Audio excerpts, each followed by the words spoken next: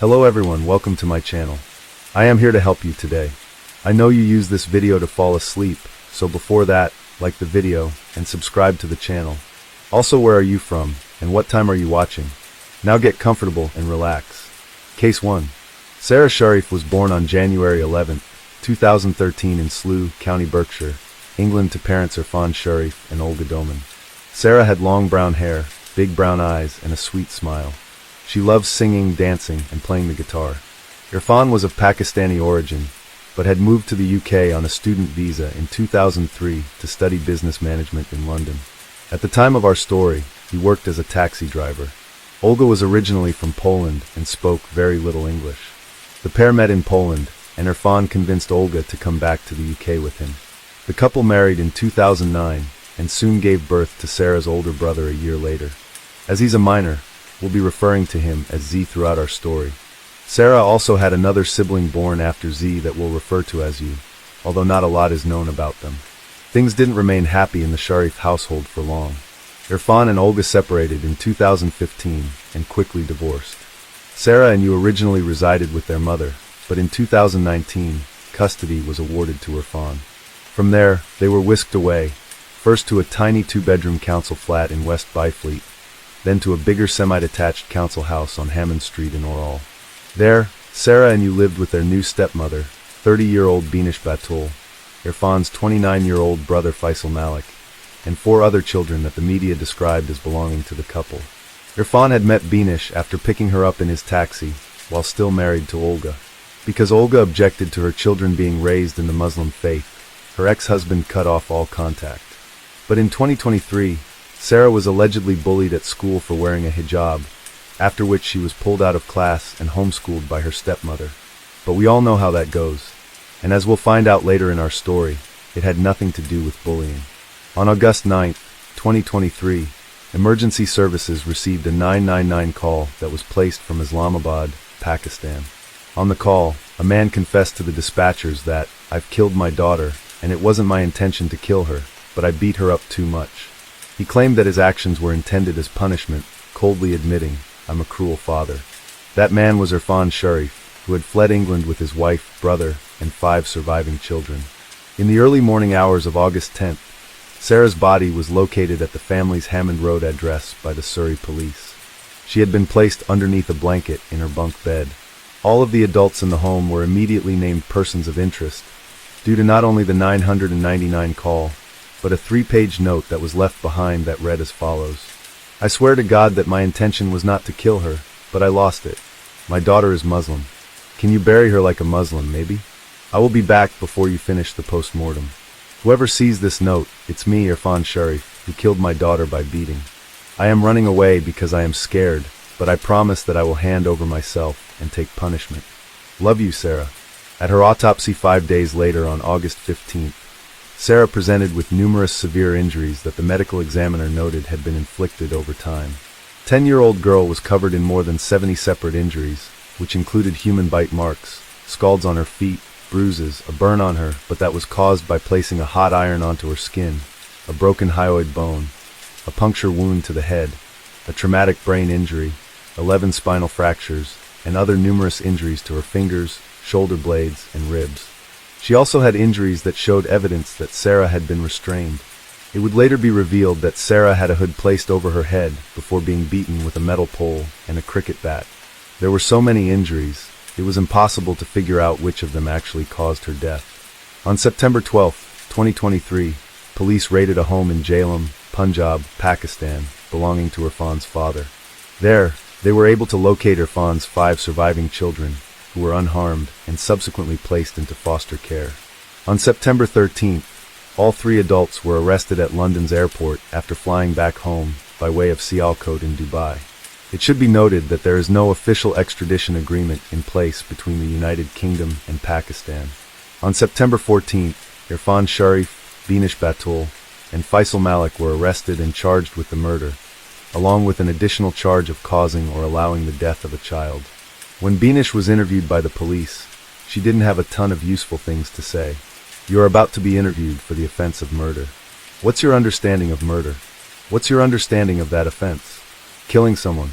Yeah, okay, so it's intentionally killing somebody, okay, in very simple terms, okay. That's the offense which you've been arrested for, and that's the offense which we're going to speak to you about, alright? What happened to Sarah? No comment. What did you see? No comment.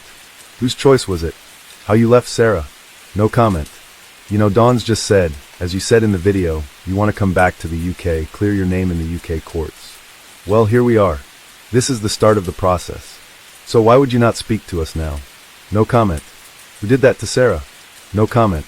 Do you love Sarah? No comment. Did you care about her at all? No comment. According to Irfan's father, Muhammad Sharif, as a stepmother, Binish Batul's behavior was not good with Sarah, and she always used to scold her constantly. Sarah had complained to Irfan about Batul's behavior, and she, Batul, denied it and said the children are lying. They all remained in custody ahead of the hearings at both the Guildford Magistrates Court and London's Old Bailey via video conference. In December of 2023, all three adults pled not guilty to all charges. The jury was sworn in on October 8, 2024, with the trial beginning shortly thereafter. On October 14th, the prosecution shared with the court the 999 call that Irfan placed after landing in Pakistan, claiming that he legally punished his daughter. We'll play that for you now. Hello? Yes, hello. Is everything okay? Nothing is okay. Can you write down my address, please? I don't understand what you're saying. Can you write down my address, please? Okay, what's your postcode? GU21 Yep. 42 Tango Quebec. Okay, what's happened? What number? What number? Okay, take a deep breath. Take a deep breath and tell me what's happened. I need you to take a breath because I cannot understand what you're saying, okay? Your daughter has died. Okay. Okay, don't worry. Hello, I'm still here. I'm still here. I'm still here. Okay. Who's killed your daughter? Okay, how? I'm gonna need you to slow down, okay? How have you killed your daughter? Okay, where is your daughter now? Okay, where are you? Okay, what's your name? What is your name? Can you spell that for me? Yep. Sorry, you are? Okay, second name, please. Brilliant. Can I get your date of birth? Sorry, my date of birth is November 25th, 81. Hello? Hello, I'm still here. I'm just writing all of this down. Can you send someone my daughter? Yes, yes, don't worry, don't worry, don't worry. Nothing's going to be slowed down, okay? Okay. I need you to slow down, okay? What is your daughter's name? Okay, I need you to slow down, okay? How do you spell your daughter's name? S-A-R-A? Yep. Okay, what's her date of birth? Okay, what happened?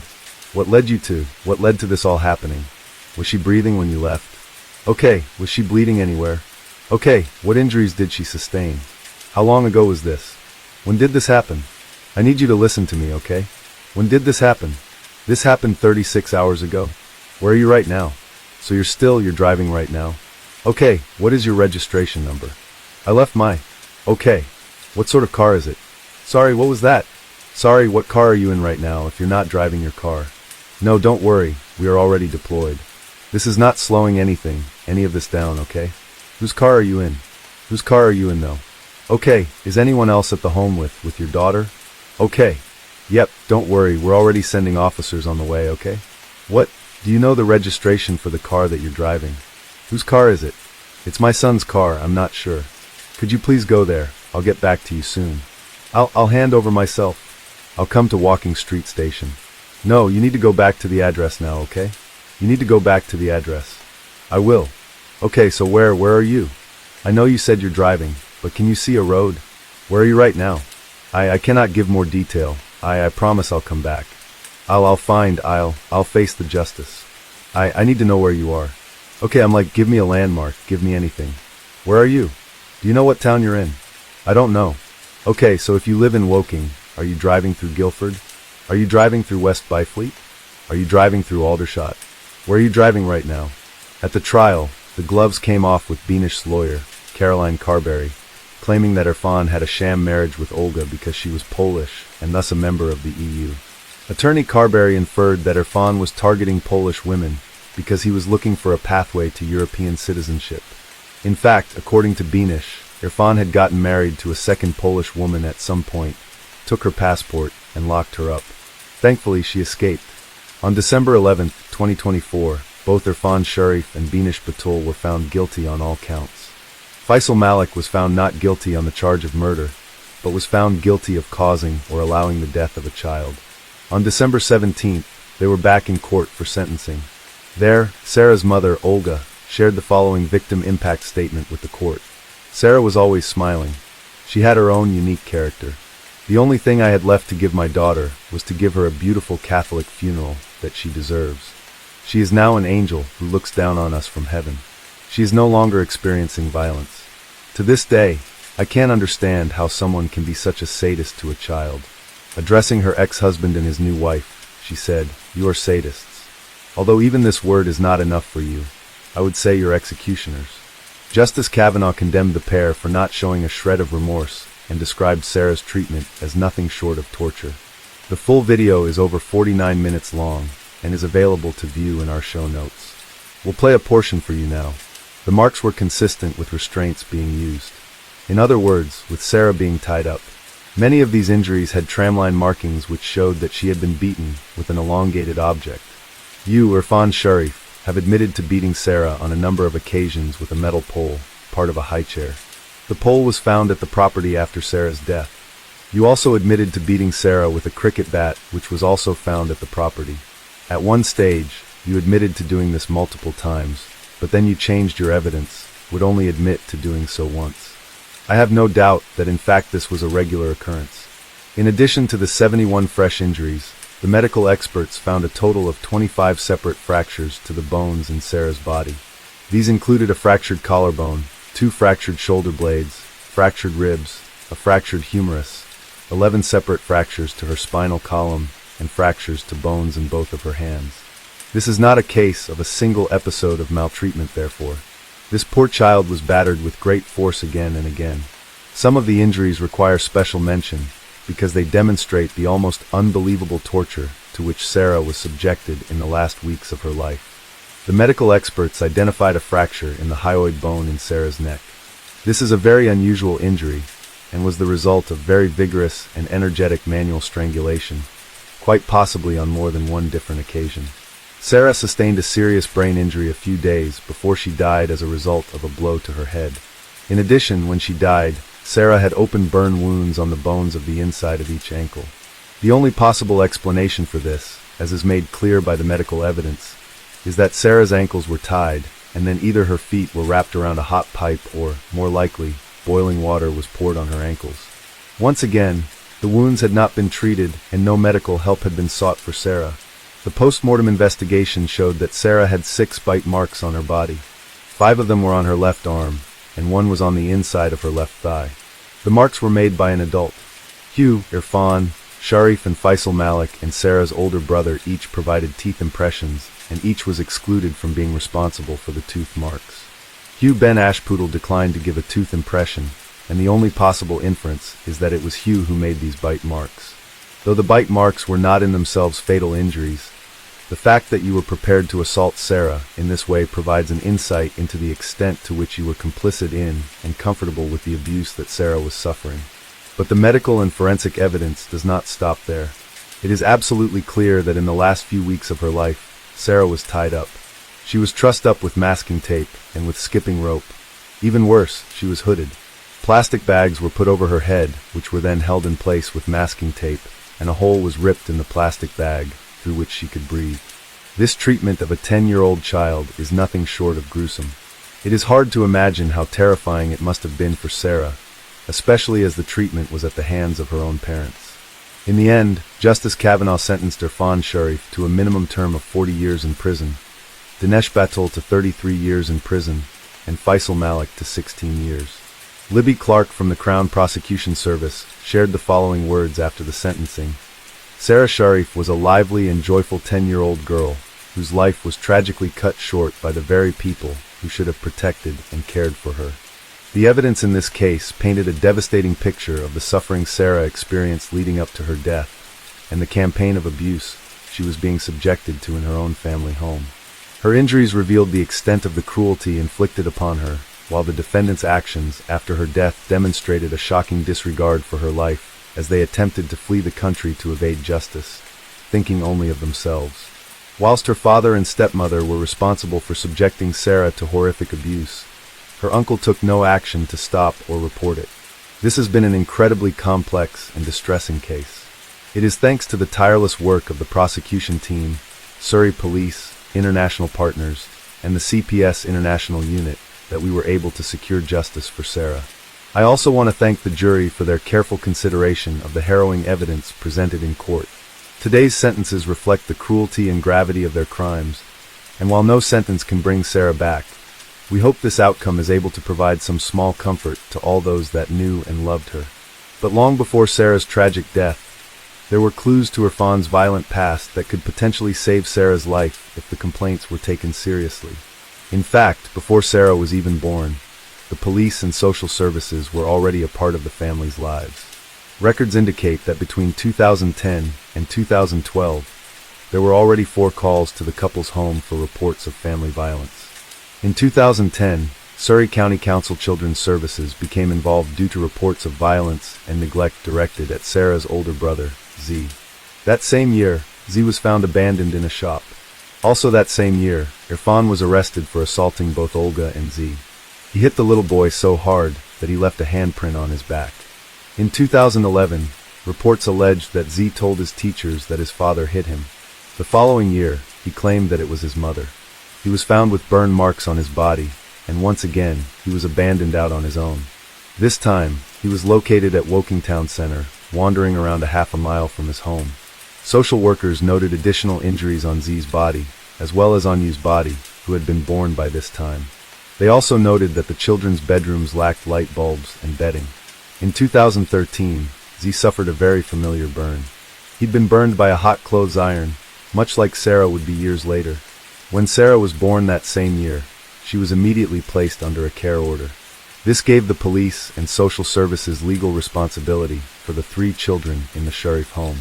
In November of 2014, Sarah and her siblings were briefly placed in the foster care after her brother Z claimed to have been bitten by his mother and pinched and punched by his father. Although Olga and Irfan claimed there were chickenpox scars, the foster parents noticed cigarette burns on both Sarah and Yu. In 2015, both Irfan and Olga were in court for a custody hearing. Olga accused Irfan of beating her and the kids and claimed that he was violent and controlling. Although it was never mandated, Irfan agreed to take part in family violence courses and counseling. It should be noted that prior to Irfan even meeting Olga, he was accused of intimate partner violence and false imprisonment by 2 separate ex-girlfriends, one in 2007 and one in 2009. It is unclear if either of these partners were the imprisoned Polish women we mentioned previously, but it is alleged that one of these ex-girlfriends was a minor. In total, Irfan had been arrested on at least 5 separate occasions for his behavior. That same year, Sarah and Yu returned home to the family, and Z remained in foster care. According to the BBC, Z never went back home with Irfan and Olga. Sarah was in foster care once more in 2015 after Olga left Irfan, alleging that there was family violence. It was around this time the couple separated for good, and Sarah began living with mother full-time. Through this history, Irfan was only allowed supervised visits. Everything seemed to calm down for the family up until Easter of 2019. It was then that Sarah confessed to Irfan that her mother had been hurting her. She told her father that Olga had tried to burn her with a lighter, had slapped her, pinched her, pulled her hair, and tried to drown her.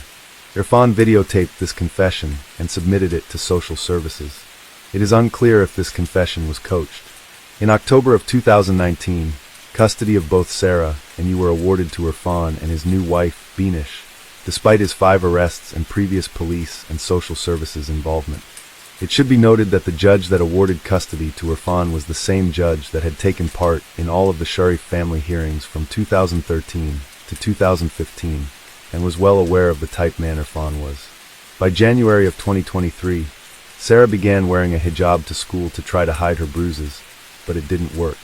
By March, mandated reporters were making calls to social services, but sadly, the case was dropped in a matter of mere days.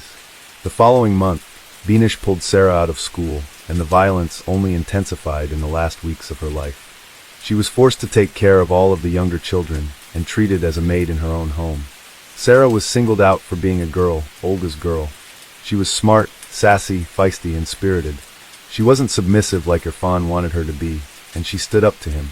Sarah was referred 15 times to social services in the course of her lifetime, but sadly, it wasn't enough to save her life. Case 2.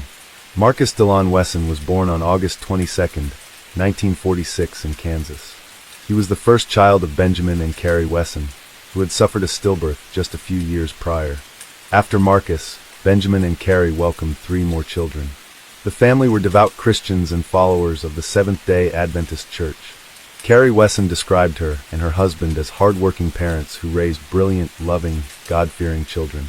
However, Marcus claimed his mother was a religious fanatic and that his father was an alcoholic and a child beater who abandoned his children when they were young. In the early 1960s, the Wessons said goodbye to Kansas and moved to San Bernardino, California. The Wesson children were raised to dress modestly, eat a vegetarian diet, and worship every Saturday as members of the Seventh-day Adventist Church. Marcus attended Fremont Junior High from 1960 to 1961 and San Bernardino High School from 1961 to 1964. He never went to any proms or school dances, as they were forbidden by his religion. Although he was over 6 feet tall and had the build of a football player, Marcus was a typical nerd. He sported a close-cropped haircut and dressed in slacks, a white shirt and a tie, in a classroom full of kids in jeans and t-shirts. In his free time, he studied, sang in the school choir, and played with his electric toy trains.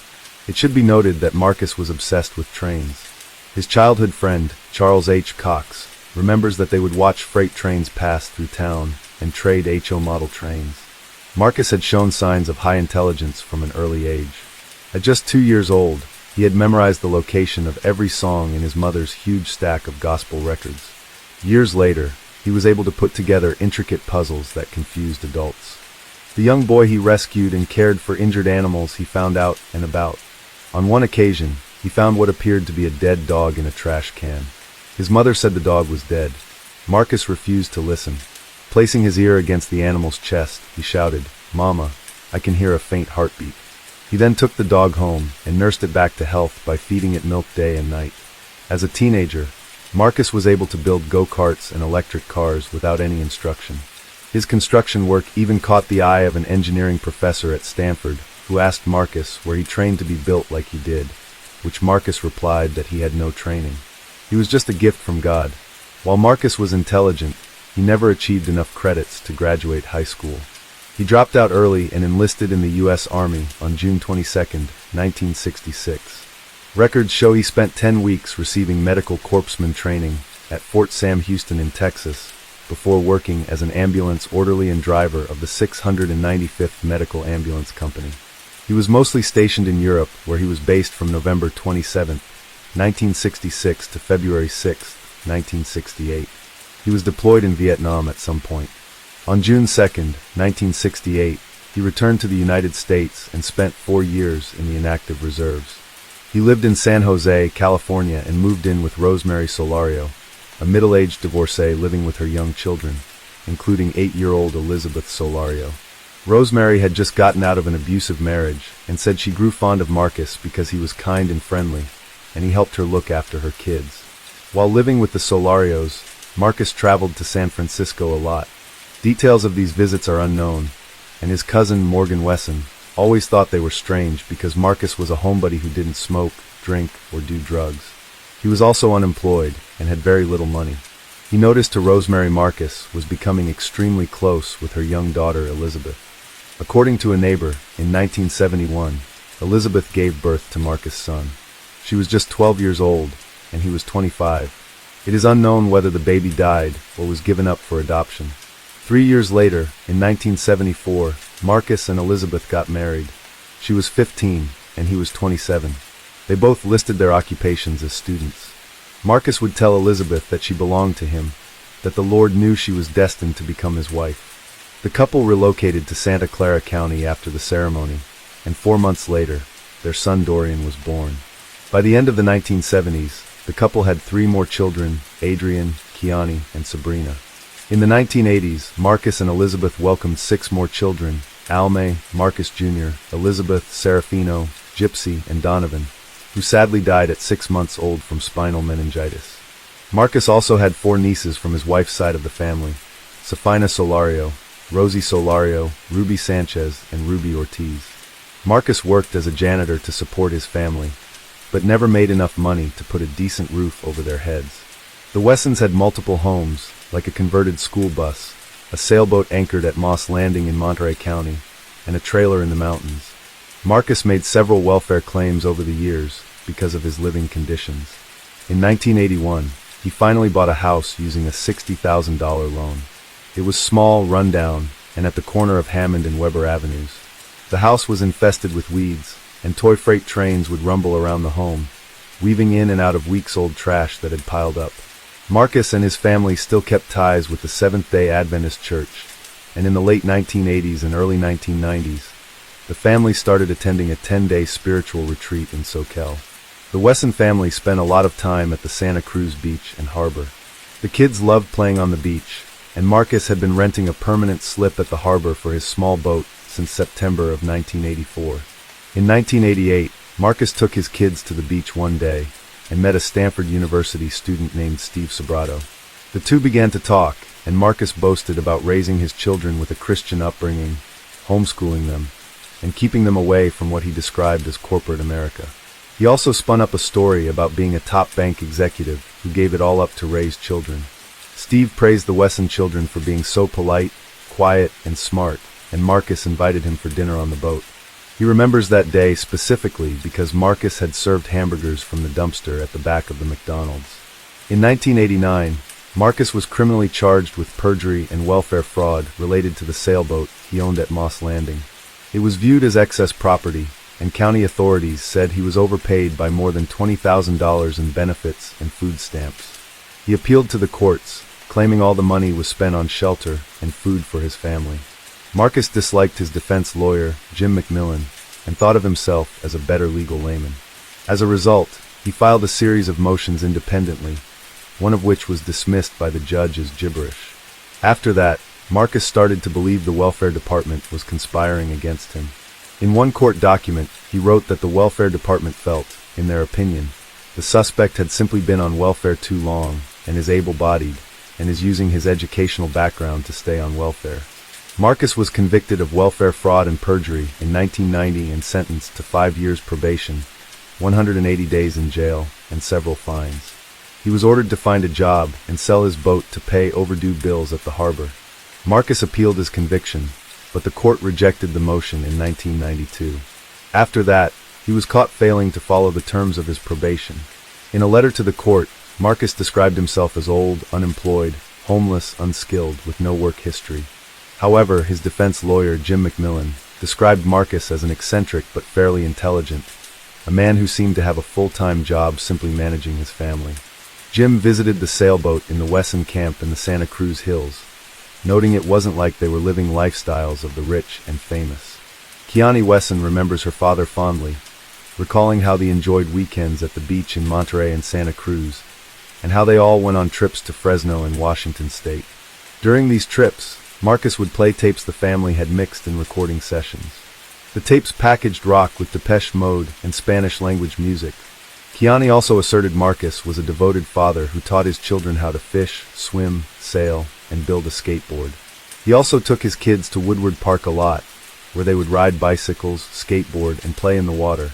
Back at home, the children acted out plays, concerts, and beauty and ugly contests, where the boys would dress up in rags and the girls would wear pretty dresses. The kids also had competitions to see who could stay awake the longest. Sometimes Marcus would toss handfuls of change into the living room, setting off a scramble among the children. Elizabeth Wesson described her husband as very imaginative, loving husband and father, who saw his children as the most precious things in the world. Now, as we mentioned, Marcus homeschooled all of his children. He used flashcards to teach them to read and do math, and would assign them homework every week. The older children were also expected to teach their younger siblings. At Christmas time, the family celebrated the 12 days of Christmas with different food themes. Gingerbread Man Day, Spaghetti Day, Lobster Day, Trade Jobs Day, and even Dad Cooks Day. Keeney described those days as the best times of her and her siblings' lives. However, other members of the Wesson family remember a far more sinister story. Several children say discipline in the house was administered with a duct tape switch. When Marcus beat them, he would always say, "Well, you know I love you still, and the only reason I'm doing this is to make you a better person." He also forced boys and girls to live separately, so brothers and sisters hardly even knew each other. Relatives who began living with Marcus and his family in a rundown house and duplex on the southern edge of the Tower District in Fresno claim they saw Marcus essaying 6 young girls. They also said they saw him preach messages with extremely dark themes. Family loyalty meant a lot to Marcus, and he always stressed the importance of it, telling his children that they should remove themselves from this earth if CPS ever came to take them away. He would even ask them, if the time came, "Are you ready?" Marcus also made his children believe that he was Jesus Christ incarnate, and that all police officers were Satan. Marcus liked to interpret passages from the King James Bible as justification for his plan to impregnate his young nieces and his daughters. For example, in Genesis 19:30-38, after the destruction of Sodom and Gomorrah, Lot's daughters get him drunk on 2 consecutive nights and have relations with him in order to preserve the family line. In Genesis 20:12, Abraham says of his wife Sarah, "And yet indeed she is my sister. She is the daughter of my father, but not the daughter of my mother, and she became my wife." Marcus' nieces, Ruby Ortiz, Safina Solaro, and Rosie Solaro, were all sent to live with him when they were young girls. He pulled them out of public school and never taught them to read or write. Instead, they were taught a subject that Marcus called loving. He would teach the girls how to please their future husbands and make them clean his locks, scratch his armpits, and sit on his lap. All 3 nieces testified that their uncle essayed them for a number of years. From as young as 8, Marcus would fondle them through their clothes. As they became older, he moved on to oral, and then finally intercourse. Ruby said her uncle had reassured her that this was a father's way to show affection to his daughter. By the time Ruby was 13, Marcus informed her that she was the perfect age to marry him, and that God wants a man to have more than one wife. He also emphasized that God's people are becoming extinct. We need to preserve God's children. We need to have more children for the Lord. Marcus married his nieces Ruby, Rosie, and Safina, and his daughters, Kiani and Sabrina, in a private wedding ceremony at home. By the mid-1990s, pregnancies were already starting to arise in the family. Ruby gave birth to a daughter, Aviv Dominique Wesson. Safina gave birth to a son, Jonathan St. Charles Wesson, and Rosie gave birth to 2 children, Sedona Vajra Wesson and Ethan St. Laurent Wesson. Marcus also fathered children with his own daughters. Sabrina gave birth to Marshall St. Christopher Wesson, and Kiani bore 2 children, Java St. Bladen Bespri Wesson and Illabel Carey Wesson. When the pregnancies were questioned by neighbors, Marcus and the girls would always claim the pregnancies occurred through artificial insemination. Kiani and Rosie insisted it was all consensual, noting, "Whatever happened in the home was by agreement and talk. It was totally by choice. We had a democratic family." Both girls testified that all the young women had agreed to be surrogate mothers for Marcus, whose wife Elizabeth was no longer able to bear children. However, Ruby and Safina both ran away from the household shortly after giving birth. Marcus continued to expand his unconventional collection of properties in the mid to late 1990s. He purchased 2 boats in Marshall, a town in Marin County. One of these boats was a dilapidated 63-foot tugboat where the family occasionally lived. Presidents of Marshall recalled Marcus's plans to refurbish the boat and sail around the world with his children. A rugged hills of Santa Cruz, Marcus maintained a large army tent. In 1997, he reached out to his friend Alex Wheeler to discuss the campsite. Alex had inherited the property from his father, A.J. Wheeler, a former IBM computer programmer. Marcus claimed to have a rent-to-own agreement with Alex's father for a 1/4 acre of land, though he couldn't provide any documentation. By 1998, the Weston family encampment had grown to include a large canvas tent, a motorhome, a trailer, various appliances, and scrap metal. Pipes, stoves, stainless steel sinks, bins, and tanks were scattered across the grounds. Although there was no running water, Marcus had constructed a makeshift bathroom with a shower and toilet in front of the motorhome. Despite Alex's friendly conversations with Marcus, who was articulate and well-spoken, he never received a straight answer regarding the property's clearance. Marcus once described himself as an indigenous derelict, which left Alex puzzled and quite uneasy. By the turn of the millennium, Marcus and Elizabeth Weston's children were teenagers or young adults, many working at places like McDonald's before moving on to jobs at the Radisson Hotel in downtown Fresno. Marcus managed the family's finances, with Keene Weston recalling he was our financial advisor. He could take $20 and make it seem like we had $200. While other people our age had no assets, no home, nothing, we gave our money to Marcus to invest. Meanwhile, Marcus's religious delusions became more bizarre as years went by. He started writing his own Bible, believing that he was a vampire Jesus Christ who held the link to eternal life. In this Bible, he wrote that drinking blood was the key to immortality. Marcus would also make his kids sit and watch vampire movies instead of homeschooling them like he should have. He also became a vehement supporter of Branch Davidian leader David Koresh, who had multiple wives and children. Many of those wives were little girls. David and nearly 80 followers died in a fire at their Waco, Texas complex, ending a 51-day siege by federal agents in 1993. While watching the news report of the siege, Marcus turned to his children and said, "This is how the world is attacking God's people. This man is just like me. He is making children for the Lord. That's what we should be doing, making children for the Lord." In 2000, the family's assets included a historic 2-story Tudor home near Fresno City College. Built in 1935, the house was sold by lawyer Frank Muna to Keani Wesson, Sabrina Wesson, Safina Solario, and Ruby Sanchez.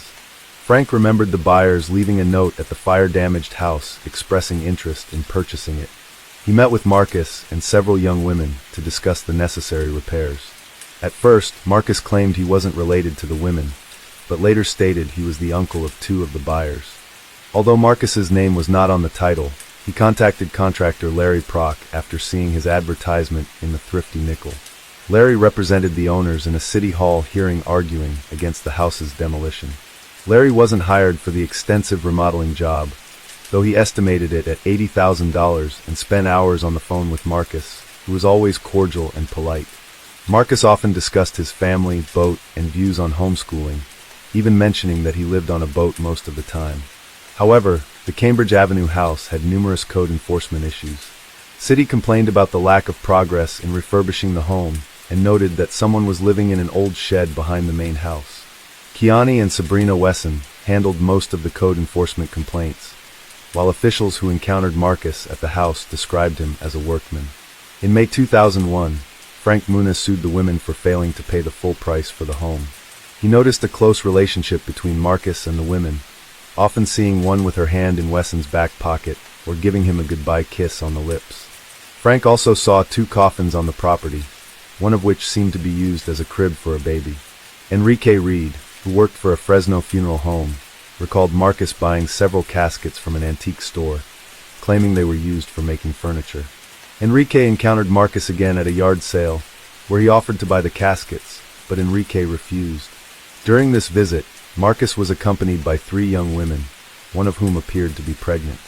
In December of 2002, Marcus submitted a manuscript about his life to Vantage Press, a New York publishing company, but it was rejected for being incoherent.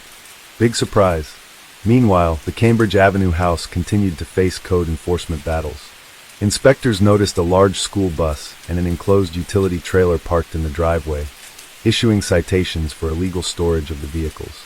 Most legal disputes dissipated when the house was sold a few weeks later, but the Wesson family, now larger and more complex, didn't move far. In September, Rosie purchased a new home near Roding Park, and the Wessons settled into the neighborhood. Despite their new residence, the family was still spotted around Marshall, often seen in the oceanfront town on their anchored boat. Residents of Marshall reported that authorities had evicted Marcus and his family from their boat due to several noise complaints. The family also faced conflicts with the city officials at their new Fresno home, located at 760 on West Hammond Avenue. Authorities claimed the family violated city codes by living in a building zoned for commercial, not residential use. Additionally, the converted school bus parked in the residential area drew further citations. Inspectors issued a citation and set a deadline for the family to either vacate the premises or obtain a special permit to stay. The deadline was March 12, 2004. At approximately 2 p.m. that day, Safina Solario and Ruby Sanchez returned to the Wesson house, wanting to reclaim their children because Marcus was planning to move to Washington State with them. They stood in the front yard, shouting for Marcus to release their children. He stood in the doorway, insisting the children remain with him until they were at least 7 or 8. According to court testimonies, this was to ensure he had ample time to mold them in his image. Taking matters into her own hands, Safina barged her way into the house and grabbed her son by the hand. But Marcus snatched him back and pushed Safina back outside. Kiani, Sabrina, Rosie, and Elizabeth then started shouting Judas at Safina, and Sabrina called Ruby an adulterer for leaving the household. The yelling and tears resulted in neighbors calling the Fresno Police Department. At 2:20 p.m. police arrived at the scene thinking they were just dealing with a child custody dispute. They were met with one of the worst homicides in Fresno's history.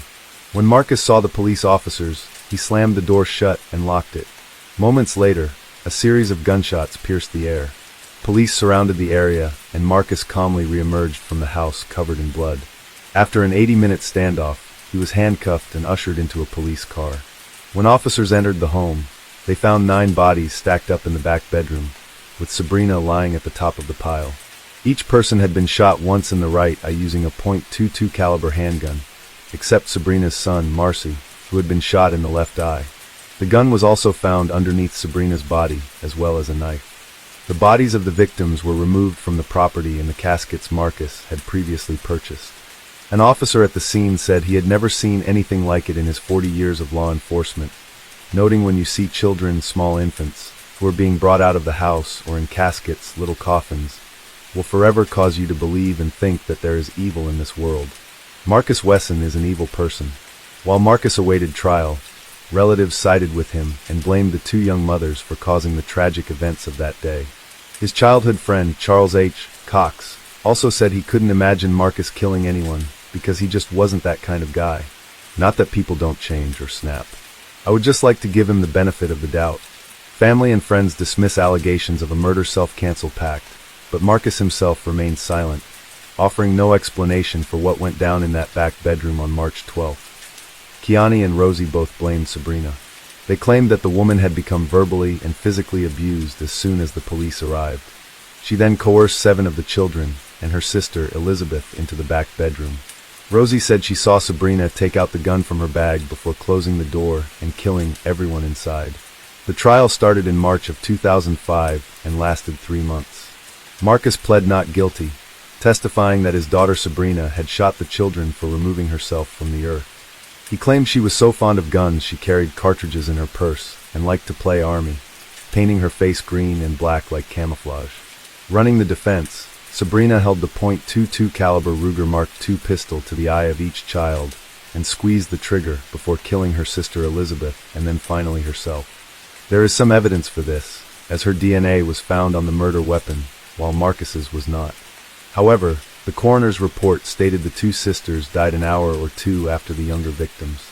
The jury could neither confirm nor deny that Marcus had fired the shots. However, the prosecutor, Chief Deputy District Attorney Lisa Gamoyan, argued that if Marcus never pulled the trigger, he was still responsible for the murders as he manipulated his family. Prosecutor Gamoyan was noted saying, "In this family, he was Christ himself, the ultimate authority figure who determined life and death.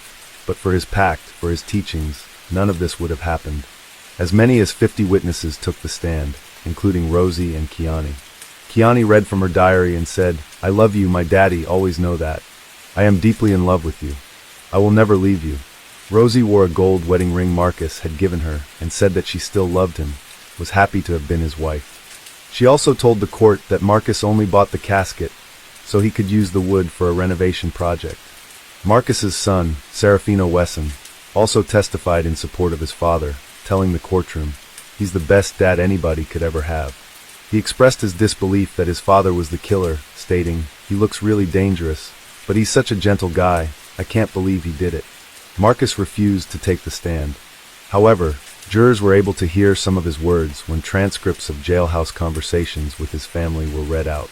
In one, he tries to explain the electrical sounds in his head and was quoted saying, "I said, 'Lord, what is that?' And then he said that I had an angelic brain. I started laughing so hard I was losing faith in him." Trial ended on June 17, 2005, with Marcus being found guilty on 9 counts of first-degree murder, 14 counts of forcible essay of his nieces and 7 of his daughters. He was sentenced to death and put on death row at San Quentin State Prison. 6 years after the verdict, Marcus appealed his death sentence. His attorney, Mark Cutler, has represented dozens of death row inmates and has slowed down the death penalty process for all of them, keeping them alive for decades. It says Marcus Wesson's case will also last decades, long enough for the 64-year-old to die of natural causes as opposed to execution. As of the date of this recording, June of 2024, Marcus Wesson is 77 years old and is still sitting on death row. The Wesson family massacre horrified the community of Fresno, understandably so, and donations started to pour in to support the remaining children.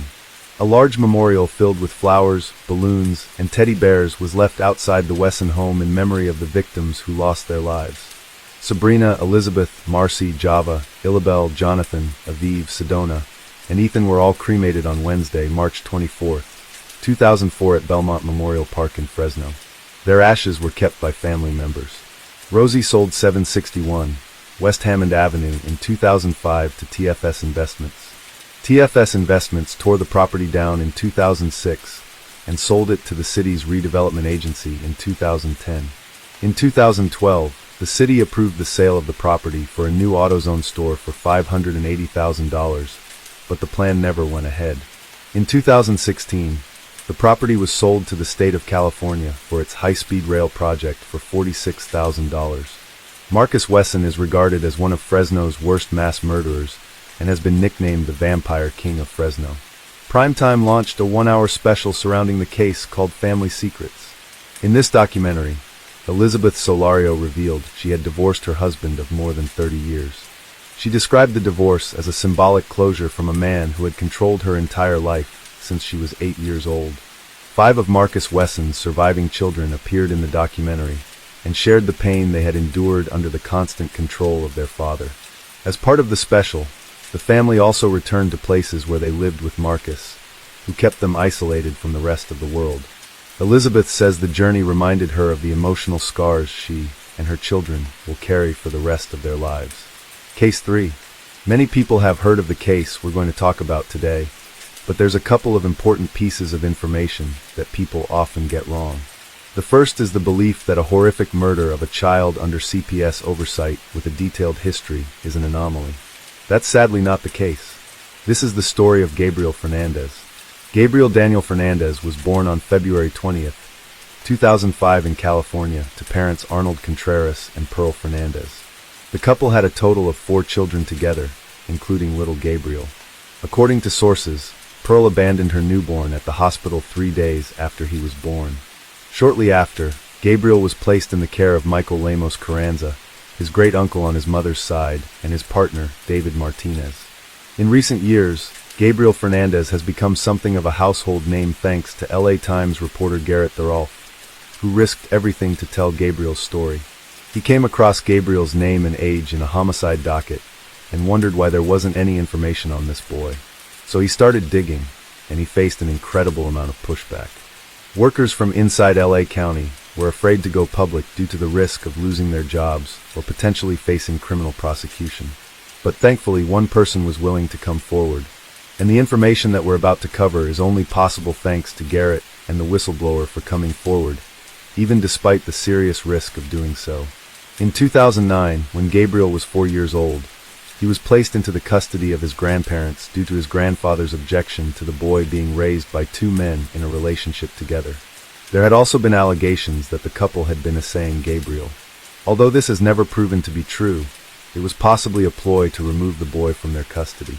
Gabriel remained in his grandparents' care until 2012. Despite objections from the family regarding Gabriel's well-being, his mother Pearl and her new boyfriend Desaro Aguirre regained custody to gain welfare benefits. At the time, Gabriel was just 8 years old. Pearl Cynthia Fernandez was born on August 29, 1983 to parents Robert and Sandra Fernandez. She had a complicated upbringing with her father in and out of jail for the bulk of her childhood. Pearl claimed that her mother was a violent woman who did not love her. According to Pearl, she started drinking and using crystal by the age of 9, and by 11, she ran away from home. She never made it to high school, having dropped out by the time she was in 8th grade. Pearl claimed that her teenage years were rife with violence, as well as essay from her family members. For example, she claimed that as a teenager, her uncle had attempted to assault her, and that she had been held hostage for days by a gang who took turns on her. This led to a hospitalization and dark thoughts from Pearl, who confessed to dealing with ideation at this time. In 2011, Pearl took a cognitive ability test. She placed within the 3rd percentile in the verbal comprehension portion of the test, which was on par with a typical 2nd grade student. She was also diagnosed with a number of severe mental health issues, including a depressive disorder, an unnamed developmental disability, and a possible personality disorder, as well as PTSD. According to clinical psychologist Dr. Deborah Miura, Pearl was virtually unable to use thoughts to guide her behavior and control her emotional reactions. According to family members, including her own aunt, Elizabeth Carranza, Pearl had a difficult time accepting responsibility for her actions and enjoyed falsely portraying herself as a victim. She claimed that many of her romantic partners, including Nasaro, were violent with her, but according to her aunt, this simply was not the case. Pearl was the only one who was actually violent and controlling, and had pending charges for threatening to stab the father of her 4 children. She also had a problem with substance use, and enjoyed using oxycodone and Norco, both of which are opioids. Her boyfriend, Izaro Tony Aguirre, was born on June 13, 1980. The time of our story, Pearl and Izaro had been together about a year prior to regaining custody of Gabriel. Izaro had dropped out of school after being forced to repeat 2 grades, and was working as a caregiver and a driver at the Woodland Park Retirement Hotel. There, his co-workers referred to him by his nickname Shaggy. According to his former boss, Susan Weisbarth, Izaro was quiet, down-to-earth, nice person, always willing to help. He had worked for Woodland Park for 3 years, and was described as patient and loving, and would often change the adult diapers of elderly residents at the facility. Izaro was well loved by his residents. According to his co-worker, Shirlene Mill, Izaro would often take scenic routes while driving his residents around, so they could check out views other than the California freeway. At the time of our story, Izaro was working as a security guard for AVL Private Security, where he was posted up at the Vallarta Market in Palmdale. Now, after hearing all of this, one would think that Izaro was just a huge teddy bear. That's what makes what happened next so shocking. Gabriel would go on to live with his mother and her boyfriend for a total of 8 months. During that time, young Gabriel would suffer unimaginable violence and torture at the hands of the couple. He was beaten regularly, which would result in his bones being broken. This included having his teeth knocked out with a baseball bat. He was covered in burn marks that were inflicted with an array of items, including lit cigarettes, lighters, and heated-up metal spoons. He was forced to consume cat litter, feces, spoiled or expired foods. And when he couldn't hold any of these items down, he was forced to eat his own vomit. Gabriel endured being pepper sprayed. He was forced to wear women's clothing to school. He was forced to take cold showers. He was shot repeatedly with a BB gun all over his body, including to his face and groin. To top it all off, Gabriel was forced to sleep bound and gagged in a small cupboard locked with a set of handcuffs. He didn't even have a real bed. According to Gabriel's siblings, Pearl and Izaro would laugh while being violent with a little boy. Allegedly, Gabriel was mistreated because Izaro believed that the 8-year-old liked boys. While in the cupboard, the only real food Gabriel had access to was pieces of banana that his siblings would give him in secret through the crack in the cupboard doors. During this time, Child Protective Services became involved in the couple's life due to the fact that Gabriel was going to school battered and bruised. This would include Barbara Dixon, a licensed marriage and family therapist from Hathaway Sycamore's Child and Family Services. Barbara oversaw in-home counseling sessions for both Gabriel Fernandez and Anthony Avalos, whom we'll discuss later in the story. Barbara believed Pearl when she told her that Gabriel's black eye and bruises on his ankles and wrists were the result of a bicycle accident. And even after she allegedly grew suspicious of the family, she never escalated the matter to the DCFS hotline, despite being a mandatory reporter. Now, it's also important to talk about a particular home visit that was conducted by the Antelope Valley Youth and Family Services that could have changed the course of things for little Gabriel. But unfortunately, the social worker didn't do her job either. She didn't even document any of Gabriel's injuries. Upon leaving the family home, Pearl presented the social worker with a series of notes that Gabriel had written, had messages on them indicating that he wanted to remove himself from this earth. Rather than taking them seriously, the social worker trusted Pearl's words that Gabriel was doing just fine, wasn't presenting any current signs of ideation, and wasn't a danger to himself or others. Things came to a head on May 22, 2023. Allegedly, Gabriel had failed to pick up his toys after he was done with them, which led to the couple beating him. Except this time, Gabriel wasn't breathing. Pearl called 911 and emergency services were dispatched to the couple's apartment located in a complex on East Avenue Q10 in Palmdale. First responders found Gabriel laying naked on the floor, covered in injuries. Rather than provide them with any useful information, Isaro again doubled down on insisting that the 8-year-old Gabriel liked boys. Gabriel was rushed to the Children's Hospital Los Angeles, where doctors declared the little boy brain dead. Gabriel Daniel Fernandez passed away 2 days later on May 24, 2013. At autopsy, his cause of death was determined to be blunt force trauma, neglect, and malnutrition. His manner of death was a homicide. Gabriel's body was later cremated, and his ashes were provided to his family members. Just a day prior on May 23rd, both Pearl Fernandez and Isaro Aguirre were arrested in connection with Gabriel's death and were charged with first-degree homicide with a special circumstance for torture. Prosecutors were quick to announce that they planned to seek the death penalty for both defendants. In a bid to avoid the death penalty, Pearl decided to take a plea deal on February 15, 2018. As part of the agreement, the death penalty would be removed from the table. Pearl would plead guilty in exchange for life imprisonment without the possibility of parole. Isaro, on the other hand, decided to plead not guilty to his charges, and his case went to trial, prosecuted by both Deputy District Attorney Jonathan Hadami and Deputy District Attorney Scott Young. Prosecutor Hadami will become something of a household name as our story progresses.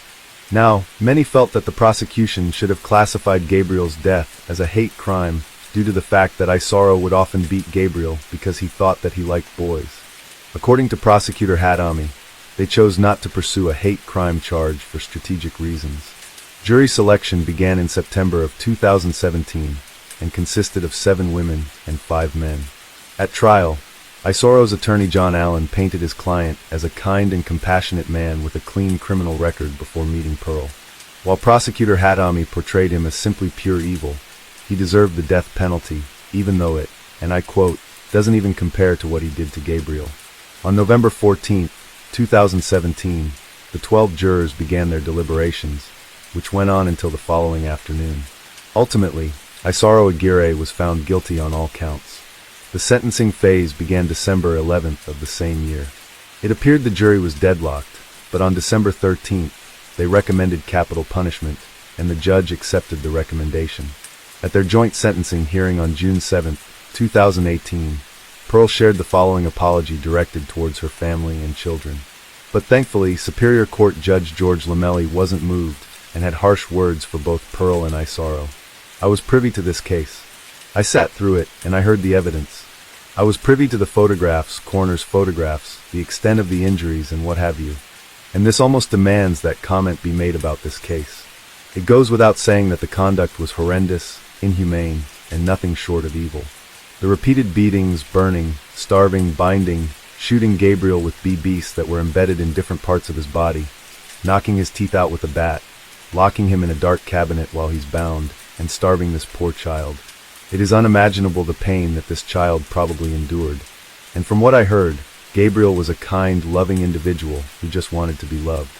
And so, you want to say that the conduct was animalistic, but that would be wrong, because even animals know how to take care of their young, some to an extent that they will sacrifice their own lives in caring for their young. I remember saying years ago, a report on the news that, and this at least sent the point home to me about animals, and there was this cat who had given birth to illiterate cats, and the house where the kittens were in was on fire.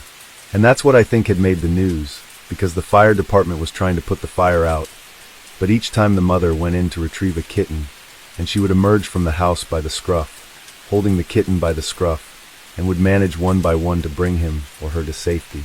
And the last time, the house was lost, and the fire department tried to keep this cat from going into the house, but it managed to elude them, went into the house, and they thought, well, she's lost. And I never forgot thinking, she made it out of the house, she had the cat by the scruff, except that she was singed and burning her face. But the thing that really struck me was the cat was not blind.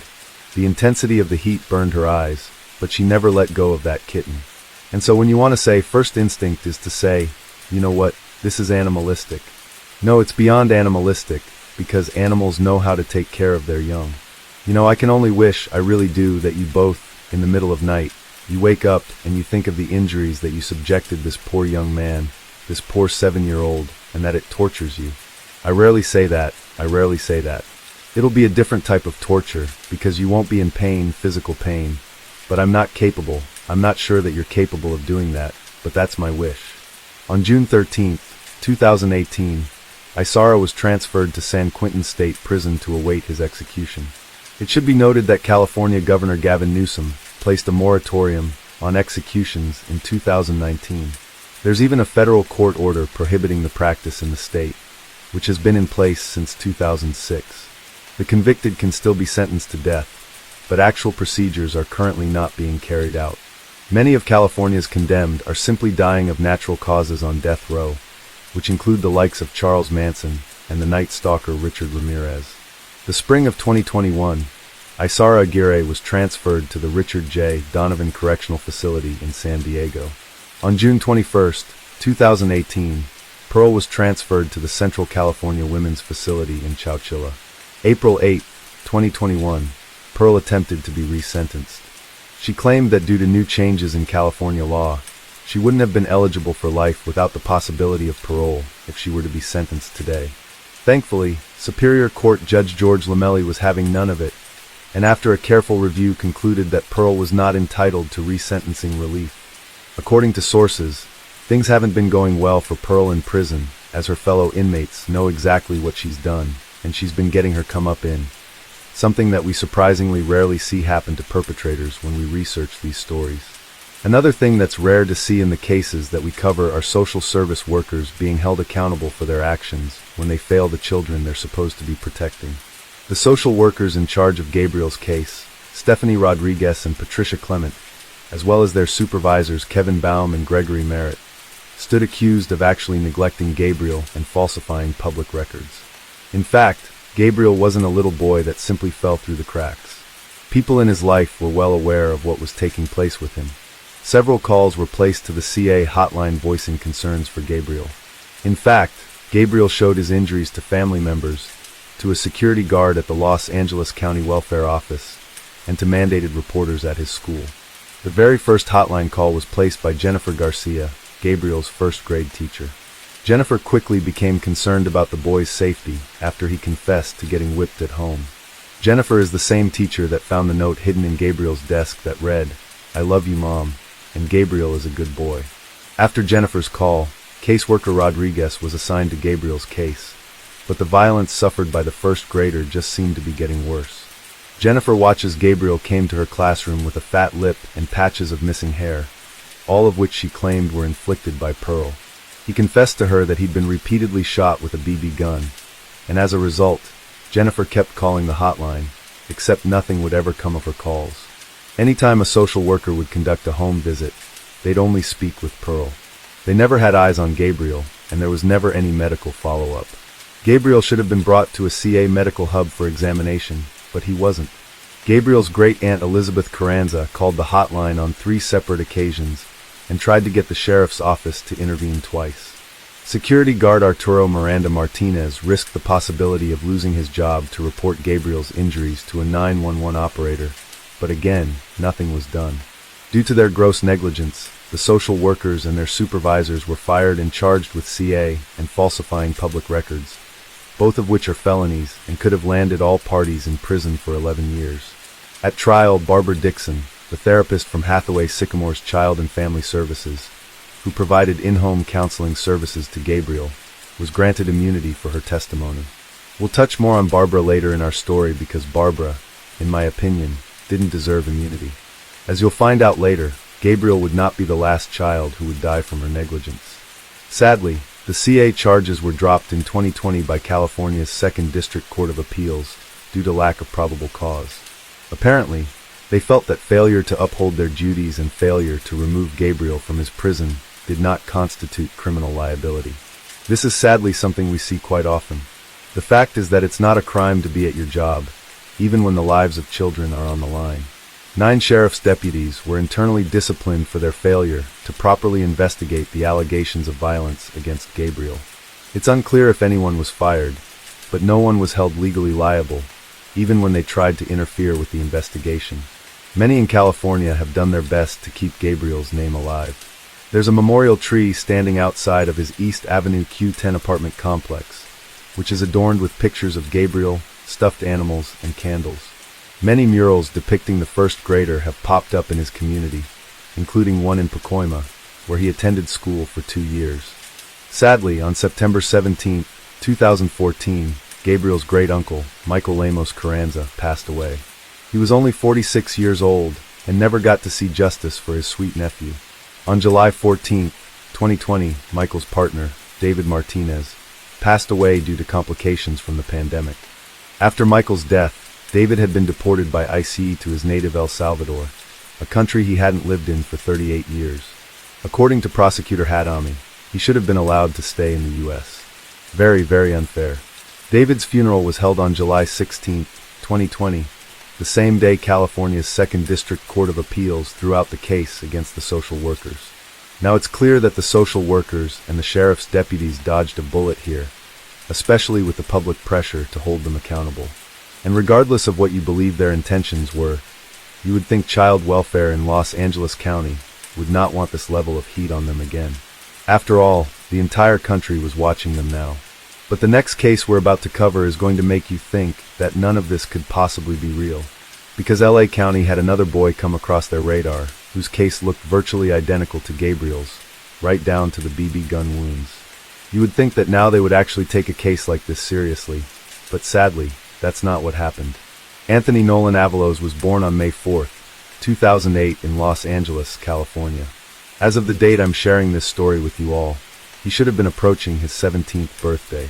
He was born to parents, Heather Maxine Barron and Victor Avalos, who were both teenagers. He was also the big brother to 6 half-siblings. Soon after Anthony was born, Victor, who was a construction worker, had to take off to Mexico. Victor was able to keep in contact through video calls, but Heather had a difficult time making ends meet at her part-time job at a local Subway. She went on to live with Anthony and later his other siblings in a cluttered, chaotic apartment off of Challenger Way in Lancaster, California.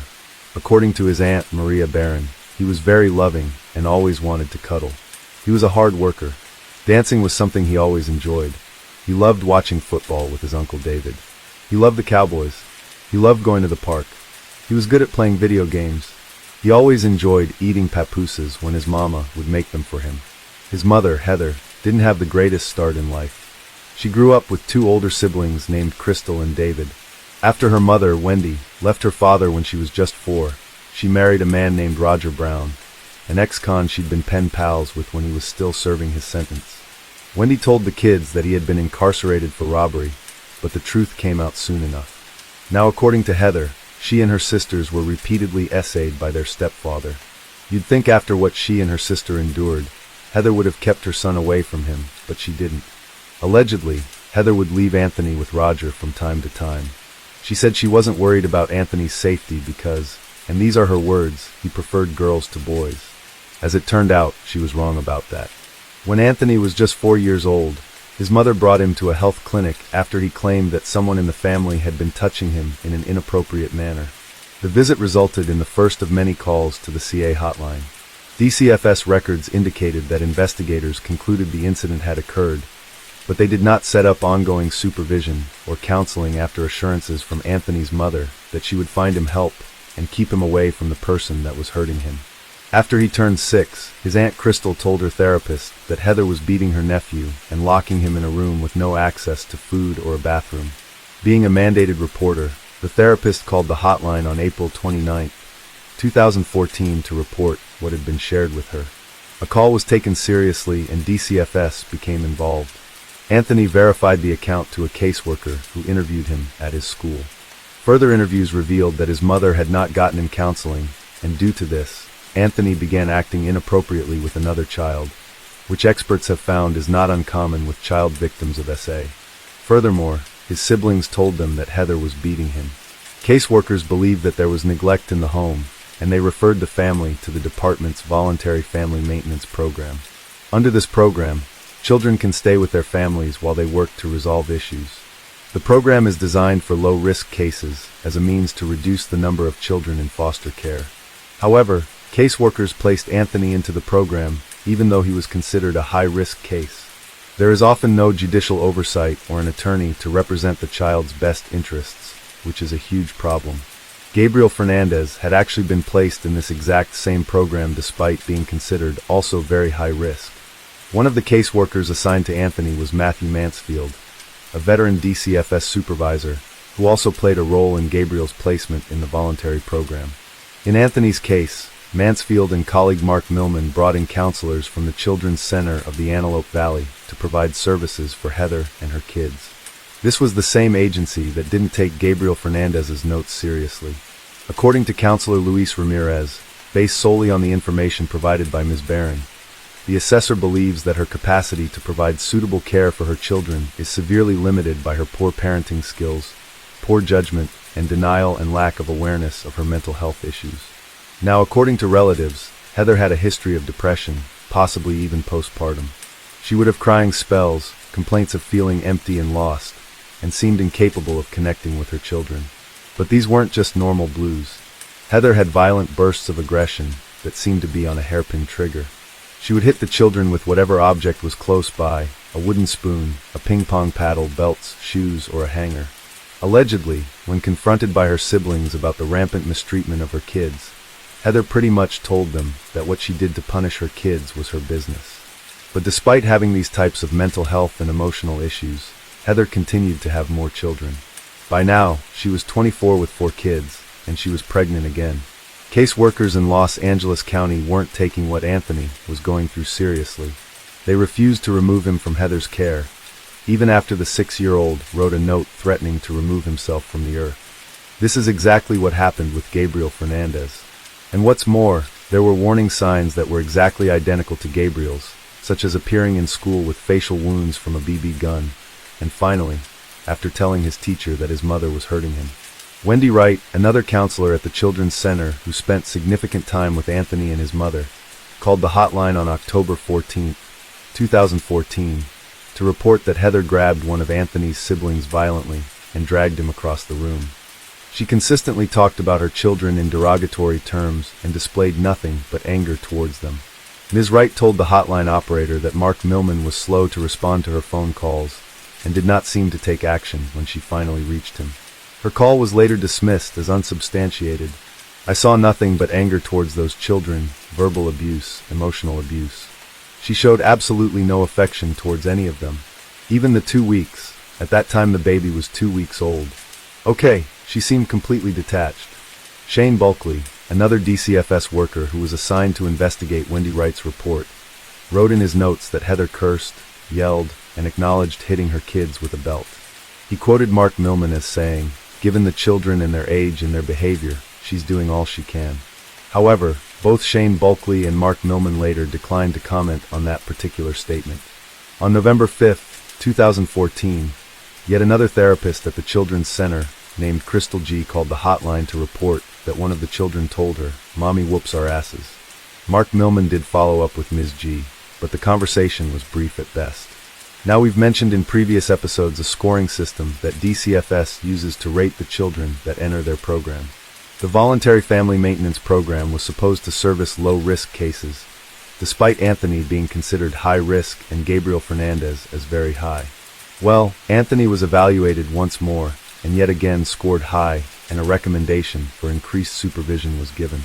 However, Shane Bulkley and his supervisor overruled the recommendation and closed the investigation, saying they did not have evidence to substantiate the allegations. At the close of 2014, Mark Millman and his supervisor, Matthew Mansfield, took the Children's Center off the case and enlisted a new agency, Hathaway Sycamore Child and Family Services, which again had provided similar services to Gabriel Fernandez through its counselor, Barbara Dixon. It's unclear why the switch was made, and Crystal G considered her removal and its timing to be odd. Now, Barbara Dixon probably wasn't the best fit for Anthony's case either, as she had completely failed Gabriel prior. It should be noted how she talked about her role in Gabriel's case when she testified in court. In 2017, during the criminal case against Gabriel's caseworkers, she claimed she witnessed extensive injuries, but withheld the information from the hotline, despite a state law requiring her to report all suspected violence. In exchange for her testimony, she was granted immunity. She was still allowed to keep her job and manage cases of children who clearly were in need of intervention. To no surprise, she was also no help to Anthony. After she was assigned to his case, the focus of Barbara's counseling to reduce the dysfunction in the family was directed at Anthony, not Heather. Her case notes show that she counseled him to listen to his mother more attentively and to finish his homework. I wonder if she'd tell a battered woman that she wouldn't get hit if she didn't burn dinner. I digress. Barbara's notes spanning from February of 2015 to January of 2016, when Anthony was ages 6 and 7, depicted him as prone to whining, crying, and tantrums, and she said this made parenting him difficult. But Barbara wasn't even taking proper notes to document Anthony's case. For example, some of her notes were cut and pasted from one session to the next, and they did not mention the new allegations that arrived at the hotline during the time she worked with the family. She, of course, has declined to comment on that fact.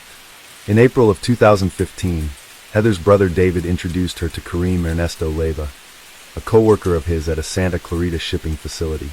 The two began a relationship that would span years and eventually produce more children. But we should talk for a moment about who fathered who in the Baron Leyva household, as it is somewhat confusing. As we mentioned previously, Anthony's father was Victor Avalos. His middle siblings were born to two different fathers, none of whom stuck around. The youngest were all born to Kareem. The family of 10 all lived together in a 3-unit at the Village Point Apartments off of East Avenue K in Lancaster. Within months of their introduction, the father of one of Heather's younger children told police that Kareem was hurting his son. On April 27, 2015, Sheriff's Deputy Elijah Goffigan interviewed the boy, then 2 years old, who told him that his mother's boyfriend had violently grabbed him by the ear, leaving it bruised and cut. The deputy wrote that he saw the wounds himself. When Sheriff's Detective Chris Wyatt got the report, he made no attempt whatsoever to find Kareem and recommended no charges, and thus ended the investigation. DCFS workers also did not locate and interview Kareem at any point over the 3 years they investigated the family, even though they suspected he was at the home regularly on nights and weekends. They also did not follow the department's rules requiring them to contact his other children or their mothers.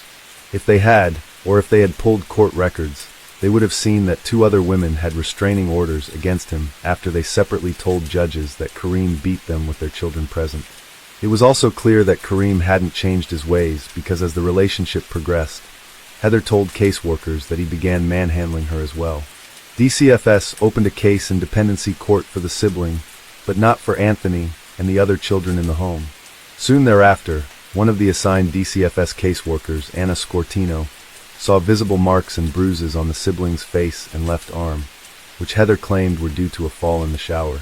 On June 12, 2015, Ms. Scortino called the hotline and stated that she doubted the claim, but wanted it recorded, as she put it, to cover our butts. The case was later closed as unsubstantiated. DCFS guidelines, nevertheless, required the allegation to be sent to police for a criminal investigation. The assignment went to Sheriff's Deputy Billy Cox, who had been disciplined in the past for failing to properly investigate an unrelated CA allegation. According to Deputy Cox, he never contacted Heather or Kareem. He stated it was routine and common practice that if a referral was called in by a social worker, that we basically rubber-stamped it, so to speak, and sent it through. By September of 2015, Anthony was enrolled at Lincoln Elementary School in Lancaster, California. In talking with Anthony, Vice Principal Gia Groh had become increasingly concerned. He told Ms. Groh that his mother beat him and locked him in a room with no access to food, water, or a bathroom. He shared that his mother's boyfriend forced him to kneel on uncooked rice and pushed on his knees as he knelt so that he would bleed. He also described what he called the captain's chair, which was a form of discipline that required him to hold a squatted position for a long period of time with his arms outstretched. Appalled by what Anthony shared, she called the hotline on September 18th. A little boy told me today that he moved out of his home and into his aunt's home. He and his brothers and sisters because his mom was hitting them and locking them up in their room for long hours. I'm thanking them, putting them to do captain's chairs in the corner. Okay, what is that, captain's chair? He demonstrated it for me where he has to put his back up against the wall and kneel down like bend down. So it's like, it's a thigh strengthening exercise, but it could also be considered like discipline. He's making a child do that for a long time. Okay, they're hurting their thighs. Okay, and you said locking them up where? in their room for hours on end, and so the aunt went and took them. Okay, they've now gone to go visit the aunt. Around the same time, Anthony's uncle, David Barron, heard the same alarming stories from the children during a visit to his home. They told him about being locked in a room. They said Kareem also ordered the captain's chair punishment. Additionally, the children said that Kareem whipped their faces and legs with a belt and dangled Anthony's younger half-brother upside down from a staircase.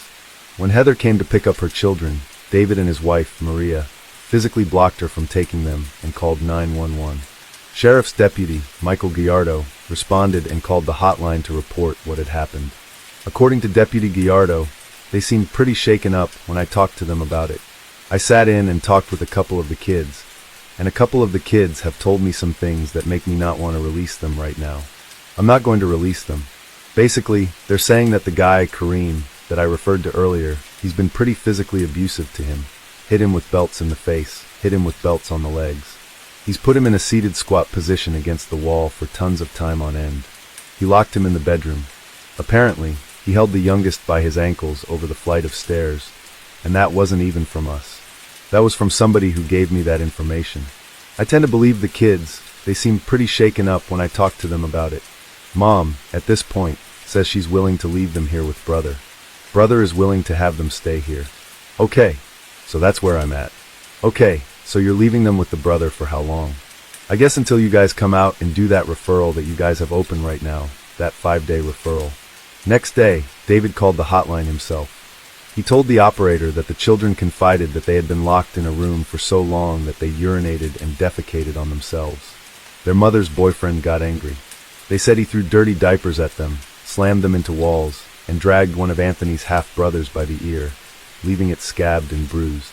He stated that the children were so hungry that they had been hoarding food. When asked how long this has been going on for, the children could be heard in the background responding, 1,000 weeks. David told the hotline worker that Heather was hurting herself around the children and saying that she hates life, and noted that he had pictures of her hurting herself and saying that she wanted to remove herself from the earth. He also told the operator that Kareem was a member of the MS-13 gang and that he was afraid of what he would do next. He said Kareem dragged them on the floor. He slammed them to the floor, like he'd pick them up and throw them on the floor. Are they like rough playing, or is he doing this intentionally to cause harm? He's doing it. He's admitted he doesn't like the kids, so he just treats them like crap, just because he doesn't like them, because he's too hyper and stuff. So he locks them in the rooms, and he's grabbing them by his ankles, because they have a 2-story house, and he would hang them upside down by his ankles and start shaking them, like, oh, I'm going to drop you if you don't stop. And I was thinking if he slipped one time, that would kill the baby, the kids. Okay, when did all of this happen? We just found out about it, but I guess it's been going on for months now. And my sister and him said if they would tell anybody, that they would be in a lot of trouble. And then when I saw the bruises, I asked like what happened, and he told me. So I separated the kids, and I asked each one individually, so that way they can just say the same story. And they all told me the same exact thing. He wouldn't feed them until mommy came home. He would give them cold showers, and then, do you know what an Indian burn is? No. Is that like a carpet? No, it's like you grab somebody's arms, and you just start twisting your arms really hard. Oh, okay. And he was doing that to them also, and then throwing dirty diapers at their heads. So your sister and Kareem stated that if they told anyone, they would be in trouble? Yes. And then after he told us, we let my sister know, like, do you know that Kareem's abusing your child? And she's like, no, it's not true. And then when she took her home, she kept telling her, you need to say it's not true, it's not true. And she said, I'm not going to lie. I need to tell the police the truth, because we told them we were going to tell the cops. And so she grounded and locked her in the room, and didn't let her come out until the next day. DCFS caseworker Ikea Vernon met with Anthony at his aunt and uncle's home. He told her everything. He also told her that Heather is my old mom. This is my new house. I am part of the Barron family now. I'm never going to see Heather again. She locks us up in our rooms and makes us starving.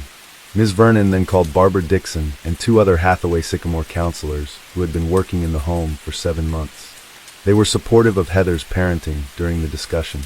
According to Ms. Vernon's case notes, each service provider reported that he had never heard anything from the children about violence and neglect. Ikea Vernon had just recently joined the department. Her notes indicated that she was unwilling to draw a conclusion based solely on what the children had told her. When David and Maria Barron showed up at the DCFS office for answers about the investigation, Ms. Vernon turned them away and told them they could get information only from Anthony's mother. The couple left unaware that they could have filed a formal petition to ask the court to intervene. Still in possession of her parental rights, Heather brought her kids home during the last week of September 2015. According to Ikea Vernon, she met with Anthony at Lincoln Elementary, where he shared with her that his mother was starting to be nice, and that she does a new thing where she does not lock the bedroom door anymore. Months later, Anthony and his siblings recanted their allegations against Heather and Kareem. In December 2015, Ikea Vernon marked the allegations from Gia Groh, Deputy Gallardo, and David Barron as unsubstantiated. She also used a computer system to score the family's risk, and it once again rated it as high and recommended a greater level of intervention. Ms. Vernon and her supervisor, however, decided against taking any further action. She later stated that her decision relied on the children recanting their prior claims and was unaware that victims often retract their accounts. The following month, Barbara Dixon and Hathaway Sycamores ended their work with the family. But this would not be the last time that DCFS was involved in the Barron-Leva household. On April 28, 2016, Mildred Blue, a teacher providing services to Heather at a battered women's shelter, reported to the hotline that her children arrived with bruises and said that Kareem had forced them to fight each other at home. They also appeared hungry, with one of the children eating out of the trash. Again, the children denied the allegation when interviewed by DCFS caseworkers, who in turn decided that based on the children's word, there was no need to follow up. Sheriff's Deputy Billy Cox also received a report of Ms. Blue's hotline call. He too decided not to follow up.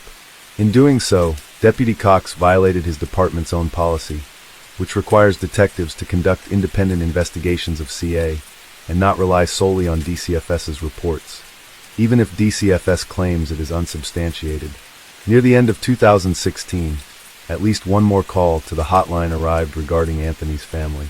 But there were little to no details other than the fact that caseworkers marked it as unsubstantiated once again. Between February 28, 2013 and November 2, 2016, 12 calls were made to the hotline regarding the family, and Anthony and his siblings still remained in their mother's care.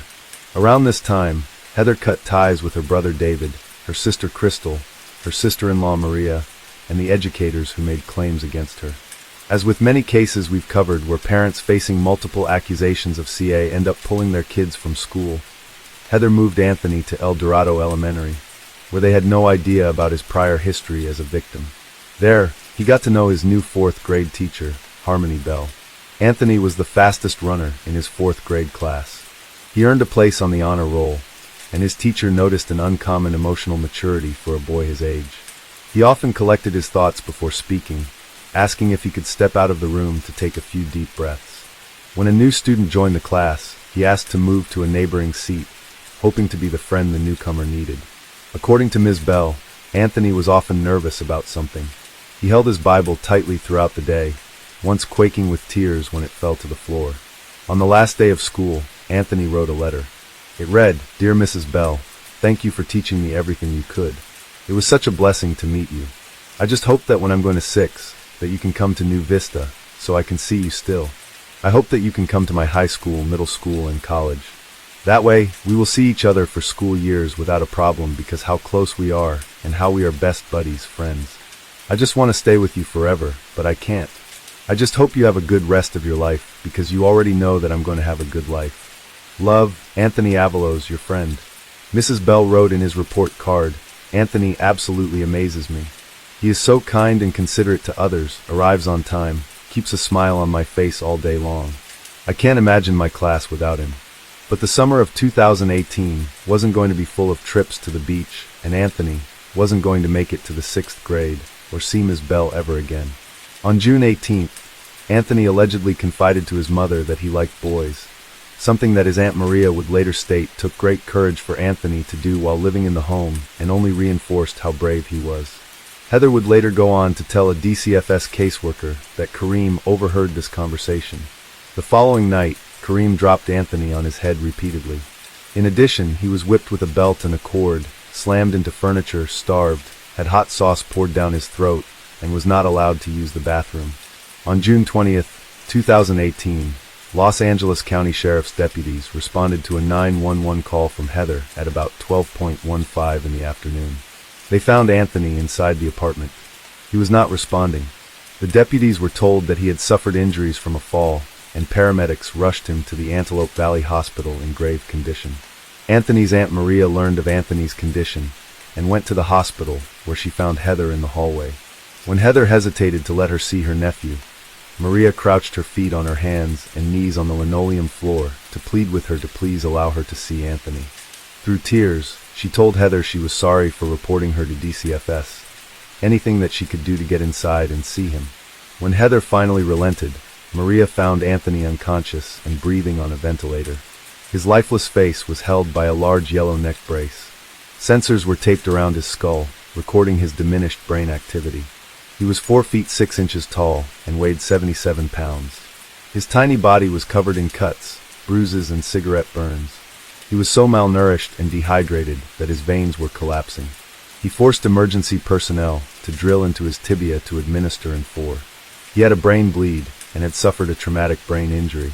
Due to the results of his injuries, Anthony Nolan Avalos died hours later on June 21, 2018. He was just 10 years old.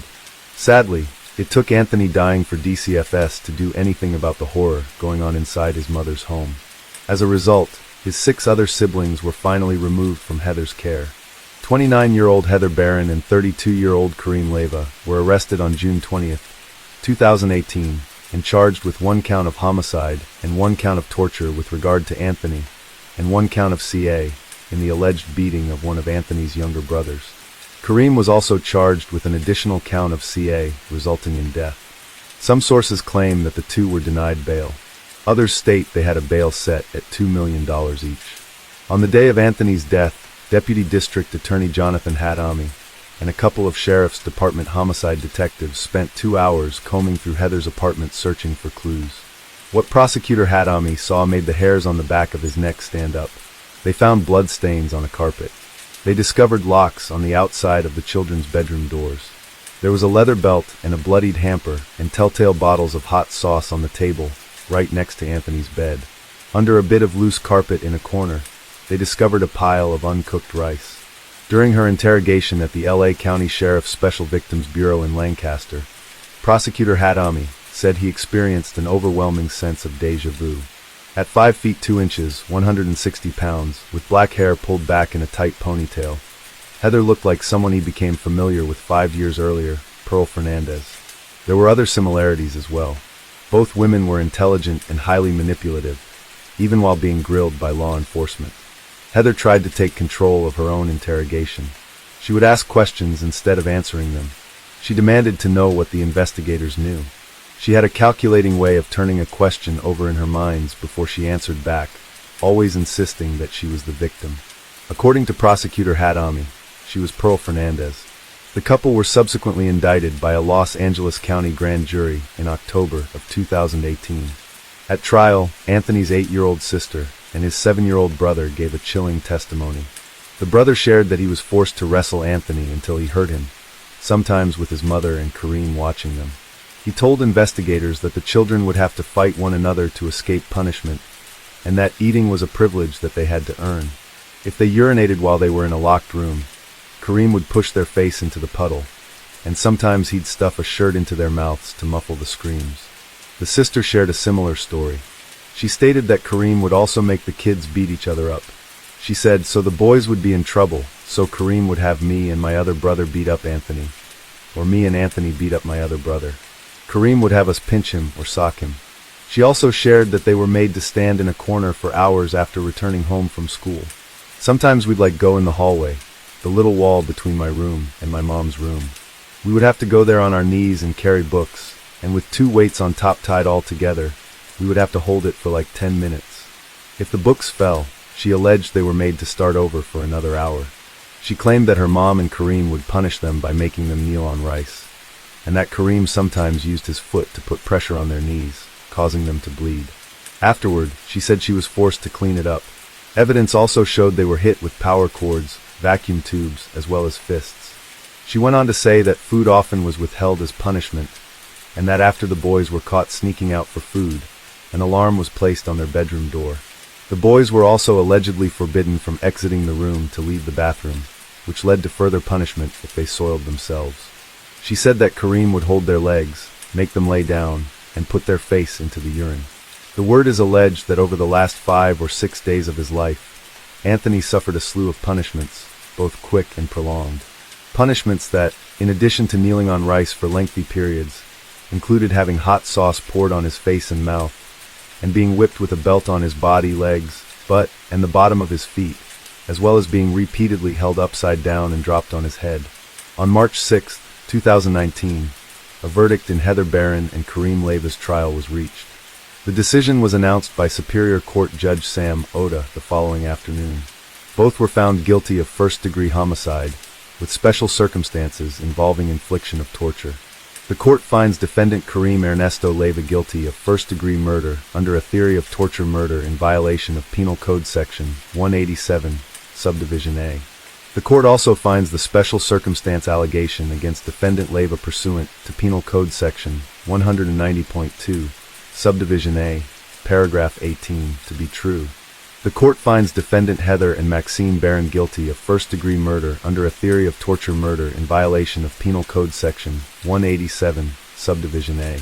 The court also finds the special circumstance allegation against defendant Barron pursuant to Penal Code Section 190.2, Subdivision A, Paragraph 18, to be true. On this count, defendant Leiva's guilt is primarily established inter alia through the medical evidence presented in the trial, including trial testimony of doctors, photographic and documentary exhibits, defendant Leiva's own admissions made on September 27, 2018, defendant Leiva's flight from the apartment when 911 was called on June 20, 2018, defendant Leiva's self-infliction of harm to himself, slashing his own neck, observed at his interview on June 27, 2018, the in-court trial testimony, and the various taped interviews ranging from June 20, 2018 to June 28, 2018. At sentencing 4 years later, Heather and Kareem looked on as several of Anthony's grieving family members delivered emotional victim impact statements. The first initial of the last name is O, and she's with her family members. "It's okay, honey, you can stand right here. And you can open it if you want or you can read it, whatever you want. You tell the judge whatever you want to say. Take your time. It's okay. How about this? Why don't you have other people go so that you can see how it goes? And then if she wishes to make the statement herself, she could do so. There's no wrong or right way to do it. It's just your way and that's okay. That's okay.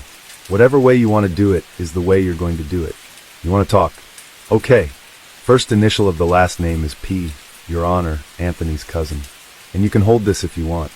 Maria can help you too. He's up there, and you can tell the judge whatever you want. Okay. Do you have his paper? You mean he doesn't have it memorized? I could read the paper. Okay. Okay. Dear Judge, my name is... I am 8 years old, and I miss my cousin Anthony. I was a baby when I last saw him. I wish I could remember all our time together, but all I have is pictures and stories that my family tells me. Anthony was in a Mason company full of life and love. He always played with me and made me laugh. I have family, and I have a video that I like to play over and over of him making me laugh when I was little. We never got to see Anthony grow up. I will never get to play with my older cousin. He will get to teach me how to play baseball or play catch with him. Heather, who's supposed to be my aunt, took Anthony away from us. Heather is an evil monster, and she deserves to spend the rest of her life in prison.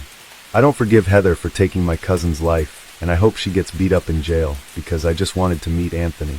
I hope Heather has a horrible life.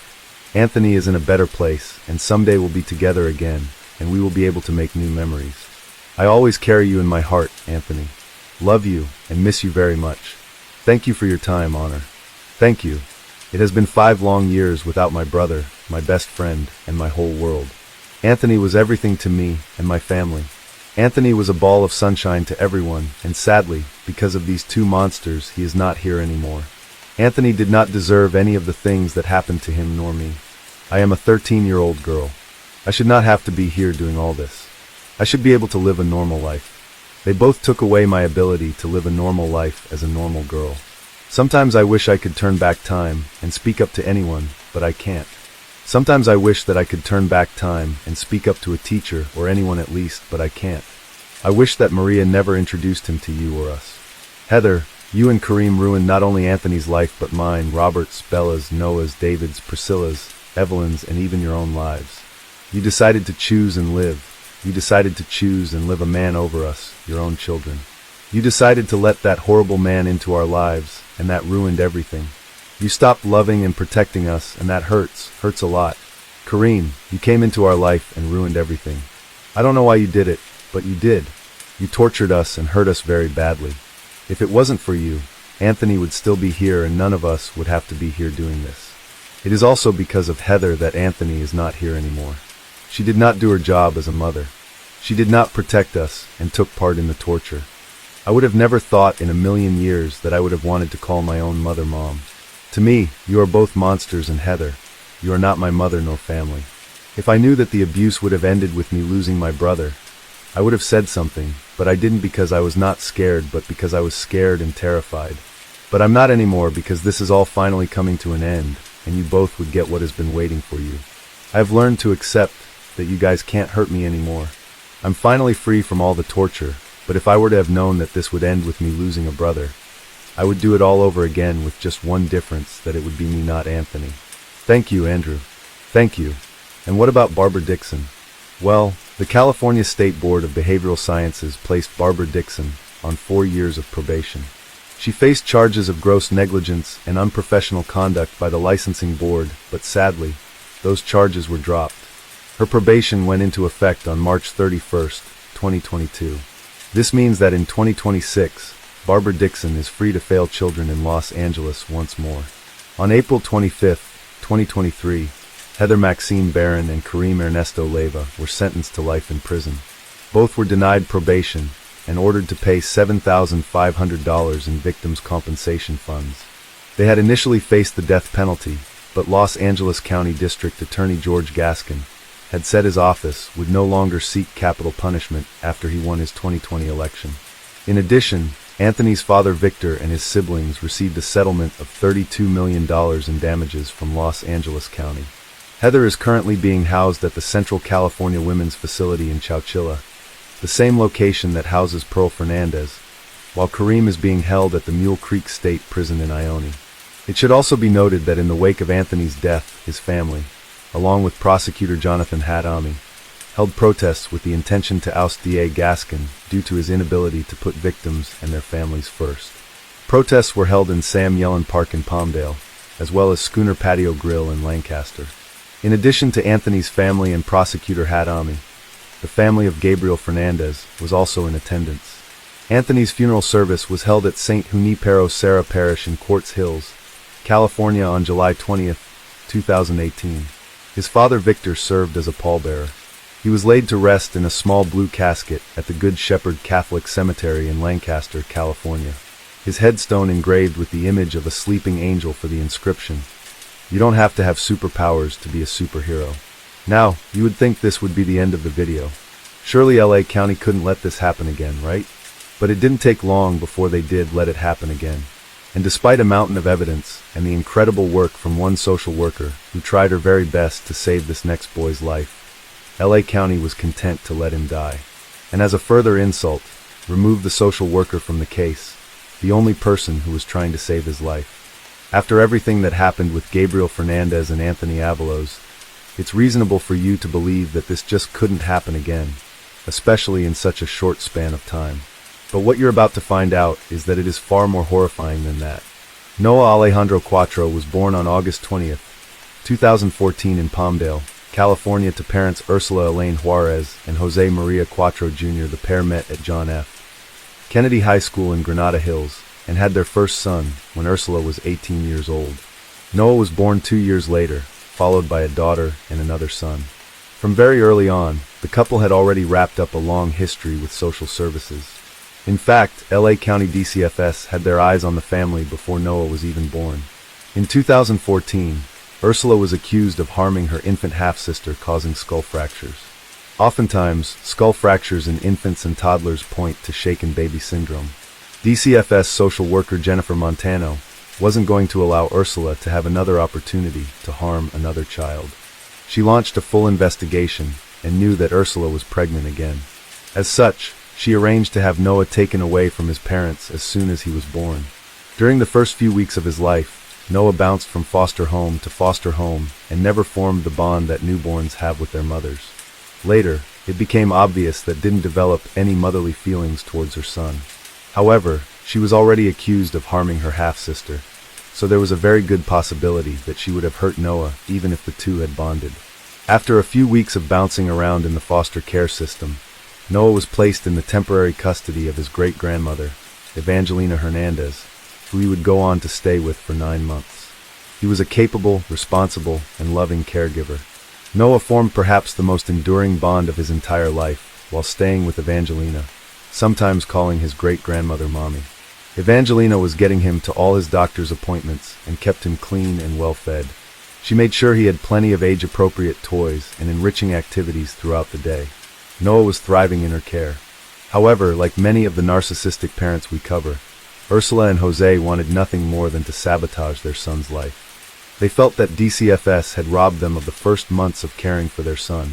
When DCFS couldn't find concrete proof that Ursula was responsible for her half-sister's skull fracture, the investigation was determined to be inconclusive and Noah was returned to his parents. Evangelina Hernandez expressed concerns about the reunification between Noah and his parents. His great-grandmother didn't feel like they were ready to take care of their son, but her concerns didn't seem to count for much. So one would think that once Ursula and Jose got their son back, all would be sunshine and daisies, right? It wouldn't be long before the family was back on the DCFS radar. In November of 2016, when Noah was just a little over 2 years old, Kaiser Permanente called DCFS to let them know that Noah had missed his last 8 doctor's appointments. In fact, these 8 appointments were missed over the course of 6 months. Because of Noah's young age and his history with DCFS, it was really important that he was being seen by a doctor. This isn't just important for at-risk children. Babies and toddlers need to reach a lot of developmental milestones. If Noah wasn't showing up for his doctor's appointments, there was no way for professionals to monitor his progress. Ursula claimed it was an issue with the family's insurance, but that was quickly proven to be a lie. A social worker verified Noah always had medical coverage. It had never lapsed. And again, DCFS had to intervene. They visited the family's home to investigate. They found that Noah was so weak and malnourished that he couldn't even walk, which placed him in the first percentile for boys his age. At 2 years old, he weighed just 17 pounds. The average weight for a 2-year-old boy should be between 27 and 30 pounds. He was almost half that.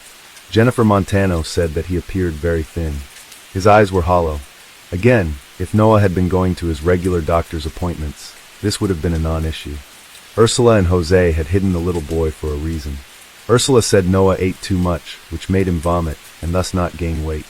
She explained that he was a troublemaker and would run around the house eating everything until he couldn't take any more and threw up. Once again, Noah was removed from his parents' custody. This time, he was placed in a treatment center called Matthias House in the San Gabriel Valley. There, the goal was to restore his health, which is exactly what happened. Noah didn't have any of the issues his parents claimed, such as vomiting or naughty behavior. The administrator of Matthias House, Michelle Thompson, said he was not quite caught up but almost there. He was running around. He was sliding on the slide. He would call himself No-No. Afterward, Noah was returned to the care of his great-grandmother, Evangelina. During this time, the two lit up each other's lives. By now, Noah was walking, talking, and singing. His favorite song was Old MacDonald. He loved cuddles and would hug his great-grandmother and say, "You know what time it is, Grandma? It's time for you to hold me and tell me you love me." Even though Evangelina once again had temporary custody of Noah, his parents were granted visitation. They were allowed to take him for a few hours at a time, which broke Evangelina's heart. Noah would scream and cry for up to 45 minutes before and after each visit, and kept telling her that he didn't want to go. It didn't even really seem like Ursula and Jose were that enthusiastic about being with their son either.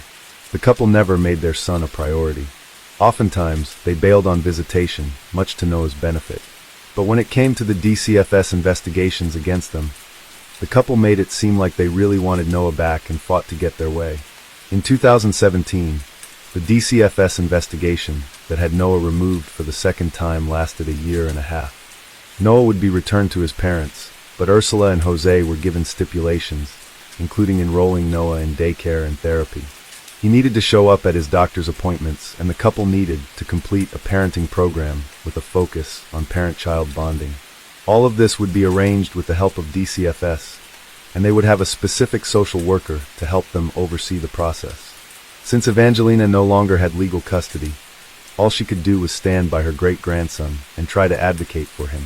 There were a lot of new social workers coming in and out of the picture, so she made it her duty to make sure they were all informed about what was really going on with Noah. Eventually, DCFS social worker Susan Johnson was assigned to Noah's case. She was the person who fought harder for the boy than anybody else. Her job as a continuing services child social worker required her to oversee the reunification of the family and report back to the courts. Her colleagues had warned her that Ursula and Jose were manipulators and proven liars. Ms. Johnson read through all of Noah's case files and made it a point to listen to the concerns of Evangelina, who at this point felt pretty dismissed by the system. In addition, Ms. Johnson made a number of visits to the family home, where she was able to make contact with Noah. Ms. Johnson expressed a lot of concern regarding Noah. He seemed to exhibit telltale signs of CA and neglect. She noticed this in some of the other children as well, but no one really seemed to be as bad off as Noah. Ms. Johnson was worried that Noah was being used as a scapegoat in his family. According to psychologists, some families will adopt the method of a scapegoat to cope with their dysfunctional families, whether it's consciously or subconsciously. They will sometimes choose one member of the family to inherit all of the blame for their problems. Anything bad that happens within the family is assigned to one of the children, and they take the biggest punishment, mentally and physically. Several months into the reunification plan, Ursula and Jose failed to enroll Noah in therapy or daycare. They never completed the parenting classes they were supposed to take. In fact, they ignored everything the court was requiring them to do. Noah was never placed in therapy or daycare, and he was telling family members and social workers that he didn't want to be with his parents. Despite Ursula and Jose's unwillingness to cooperate, the courts decided to keep moving forward with the reunification plan. Ms. Johnson told the court that Ursula and Jose had lied to her multiple times. They continually lied about obtaining medical insurance, and they still weren't getting Noah medical attention that he needed. Ursula even lied about being pregnant. She denied 2 pregnancies, only to give birth both times. Allegedly, Ursula tried to sneak out of the hospital with her baby because she knew that DCFS was going to be called, and that would open a new investigation. Susan Johnson would try to make unannounced home visits to the family, but most of the time, they wouldn't answer the door. They would make excuses such as claiming that they weren't home at the time. It was impossible for Susan to enter the home, and she didn't have an official warrant. By the spring of 2019, when Noah was 4 years old, his life hadn't gotten any better. He was no closer to a normal childhood, and the few advocates he had looking out for him seemed to be meeting constant obstacles in their way. In March of 2019, Ms. Johnson showed up at the address Ursula and Jose claimed to live at, only to find they didn't actually live there. Jose's sister answered the door instead. She said her brother and his kids had not lived there for at least 4 months. Jose's mother, Nubia Barrios, said the family occasionally stayed there and confessed to being worried about her grandkids. Noah was always hungry, according to Ms. Barrios, who also worried about her grandchildren not being in school. In March of 2019, Noah's aunt, Maggie Hernandez, called the hotline to report a troubling conversation that she had with Noah. In this conversation, Noah told her some things that led her to believe that he was not only the victim of CA, but SA as well. She said that it wasn't just this conversation that made her think that he was experiencing SA, but also a change in his entire personality. His demeanor was completely different. During an overnight stay, Noah had night terrors and complained that his butt was hurting him. Above all, Noah was changing from an exuberant boy to quite a fearful one. She said she was very worried that nobody else would be willing to advocate for him. Susan Johnson learned about this report as well. When she read it, she immediately paid a visit to the home to investigate. What she found on this visit was the last straw for her. Noah's arms and neck were covered in bruises, and his back was completely lathered in some thick white cream. Ursula tried to explain that the bruising on his neck and upper arms was just because Noah was clumsy. She also said that the cream on his back was for eczema. This visit raised every red flag, and Ms. Johnson immediately shared the information with her superiors. She told them about his extensive bruising, and that it seemed like Noah was being coached about what was happening to him. He told Ms. Johnson that he was being hit, but then later recanted his statement, which is something often seen in victims of CA and DV, and something we saw with Anthony Avalos before him. His parents had also been given countless opportunities to give him medical attention and enroll him in school and therapy, which they were court-ordered to do. However, they were not doing anything to help Noah, and his condition was only getting worse. Ms. Johnson argued that Noah needed to be taken away from his parents for a third time, but when she brought this up, she was told that she needed a warrant, which wasn't going to be easy to obtain. It seemed that her superiors were not paying much attention to her concerns. The only thing Susan could do was file a report and let investigators look into the case. However, as we've seen in other cases, such as that of Gabriel Fernandez and Anthony Avalos, as soon as investigators got involved, a new caseworker is brought in to take the lead on the case. This new caseworker was Maggie Vasquez Ducas. As soon as she entered the picture, she started to undo all of Ms. Johnson's work. She did not read any of Noah's reports. The very first time she showed up at the residence, she found a smiling Ursula and Noah covered in bruises. Ursula and Jose immediately began explaining that he had fallen from his bunk bed. Ms. Ducas believed them right away. They went on to explain how the previous social worker, Susan Johnson, and the rest of DCFS were out to get them. They told her they were being targeted due to racism, and that DCFS had already done enough to break her family apart. Ursula also said, "Why would we hurt our baby when we just got him back? I've had this case open for 4 years, and I've been told I'm good enough to only have my 2 kids, but not Noah. How does that make sense?" It didn't take much to fool Ms. Ducas into believing that they were honest. When she talked to Noah, he denied any claims of CA or SA. As such, she decided that none of the previous reports were truthful either, and closed her investigation as inconclusive. At the same time, Susan Johnson still hadn't given up on Noah, and was desperately working to get him out of his toxic household. She filed a complaint with the courts, resulting in a petition to remove Noah from his parents' custody for a third time. She also followed through on her superior's challenge to get the warrant. The juvenile court granted the order to remove Noah and have him examined to determine if SA had occurred. The petition was signed by a juvenile court judge in the early summer of 2019. When her superiors heard that she had actually gone ahead to obtain the warrant to remove him from the household, they called their own emergency meeting where Susan Johnson, Maggie Vasquez Ducas, and DCFS leaders discussed Noah's case and whether or not they were going to follow through. Ms. Johnson later recalled trying to advocate for Noah in this meeting. She tried to warn everyone that if they didn't act on this court order, they could have a dead kid on their hands. One of the members told Ms. Johnson to stop talking, while Ms. Ducas said she believed the boy was fine and that there was nothing, absolutely nothing, wrong with the family. Ms. Ducas also accused Ms. Johnson of siding with Evangelina Hernandez in an attempt to sabotage the family and keep them away from Noah.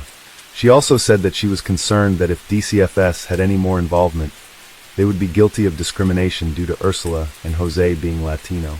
Despite there being an active court order to remove Noah from his parents' custody, no one ever followed through with it. Ms. Ducas, her superiors, and DCFS decided they needed to conduct a more thorough investigation before they could justify such drastic measures as removing Noah for a third time.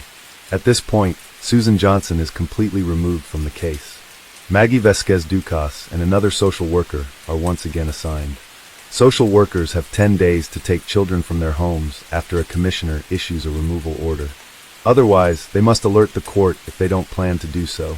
But by mid-June, 29 days had passed, and no one ever told the juvenile court that he remained with his parents. In the summer of 2019, the Quachers were living in an apartment in Palmdale, California. Now, around this time, Maggie Vasquez Ducas and other social workers paid visits to their apartment. They found Noah with a cut across his face. Ursula and Jose provided 3 different explanations for how Noah received this injury. Allegedly, Noah came running up to them a number of times to announce things like, "They gave me lots of food, and they take good care of me." These were obvious signs that Noah had been coached to cover up what his parents were doing. After these visits, Ms. Ducas reported to the courts that she still needed more time. It was granted an additional 30 days to investigate the case. She emailed her supervisor saying that even though it was court-ordered, Noah didn't need an examination because there were no reports of SA. Ms. Ducas tried to visit the family several more times, but was denied and verbally attacked by Jose and Ursula. Despite being Latina herself, They claimed that she was racist and wanted to take their child. Still, Ms. Dukas kept defending them. She went on to claim that they were just overwhelmed by their previous experiences with social services. Sometime on July 5, 2019, a neighbor at the Mountain Shadows Apartments in Palmdale walked by the family apartment and heard a child's cries, "No daddy, no mommy." Just after 6 p.m., 911 dispatchers received a call from the Palmdale apartment complex. It was Ursula. She told the dispatcher that they needed an ambulance and that her son Noah had been found unresponsive in the pool. Allegedly, according to her, a 4-year-old had been swimming in the pool and drowned as a result of a terrible accident. She said that they were trying to revive him, but were unsuccessful. When the paramedics arrived on the scene, their story did not add up. Noah was fully clothed, and he was completely dry. He didn't look like a boy that was just pulled from a pool. Noah was taken to the hospital, first at the Palmdale Regional Medical Center and later at Children's Hospital Los Angeles. No family members made it to Noah's bedside. Dr. John Markham, who treated Noah, said he joined a group of doctors and nurses who held the boy's hands in his final moments. He said, "We were with him as he left the earth." Noah Quadro was pronounced dead the following morning. He was 1 month shy of his 5th birthday. Noah's body revealed clues that were inconsistent with an accidental drowning, and a medical examiner would later find that he didn't have any water in his lungs. In fact, his autopsy reported bruising all over his body. He had multiple broken ribs that were in various stages of healing, pointing to prolonged chronic beatings. The autopsy also revealed undeniable evidence of SA. They found trauma to Noah's rectum, but could not determine what had caused it. Noah was killed by means of extensive torture. Noah's cause of death was strangulation and blunt force trauma, and the manner of death, a homicide. Police had their eyes on only one pair of suspects. Now to an eyewitness news investigation. New video and frantic calls to 911 after the death of 4-year-old Noah Quadro last summer. Noah's parents told police the boy drowned in a swimming pool, but according to grand jury testimony just released, the parents staged a scene to derail investigators. Our Miriam Hernandez has the story you're seeing first on Eyewitness News. You have to go faster. 1, 2, 3, 4, 5, 6, 7, 8. The 911 call. 4-year-old Noah Quadro unconscious on the living room floor. His parents telling first responders they had just pulled him from the swimming pool. "We brought him upstairs because we're trying to get him. We were trying to think like maybe he'll wake up." "Where are you at right now?" "His head is that way." "Yeah, where?" "Right here. In the house." "In the house? Where in the house?" "In the living room." "Okay, so you're in the living room." And I glanced down. Noah's father, Jose Quadro, reenacting his desperate CPR attempts at their Palmdale apartment on July 5th last year. And I was just like, Noah, come on son, please breathe." Their story soon unraveled. Jose Quadro and Noah's mother, Ursula Juarez, are charged with the torture and murder of Noah. The case has the Department of Children and Family Services under fire too. Just 8 weeks before Noah's death, a DCFS worker, Susan Johnson, had obtained a judge's order to remove Noah from his home. But Johnson's supervisors intervened. Noah died in a home DCFS itself had deemed high risk. A deputy responding to the 911 call describes how in the hospital the parents' lives were exposed. He was transported to the hospital. No signs of drowning at all. No water in the lungs, but there's signs of physical. What doctors and the coroner did find were bruises all over, healing rib fractures, brain swelling, and injuries consistent with sexual assault, cause of death, asphyxiation, and blunt force trauma. It's looking like there's some sort of strangulation of some sort and stigmatization. Noah and his siblings had been in and out of care. Prosecutors allege Jose Quatro targeted Noah, believing the boy was not his son. That at age 2, back with the parents, Noah weighed 17 pounds and could not walk on his own. Noah's mother sent a chilling text message. "Almost killed him so many times. I had to do CPR for him to wake up and stay alive, right?" A check of security cameras at the pool showed no sign of Noah or his family that day. And about the frantic effort to revive Noah, there's evidence that Noah was unconscious hours before the parents called 911. The day after Noah's death, Ursula and Jose were both arrested and his remaining siblings were put into protective custody. Both Ursula and Jose were charged with CA and homicide. It was set at $4 million for Jose and $3 million for Ursula.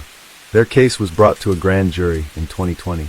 The two of them were indicted on counts of homicide and torture, and Jose was charged with SA against a minor resulting in death.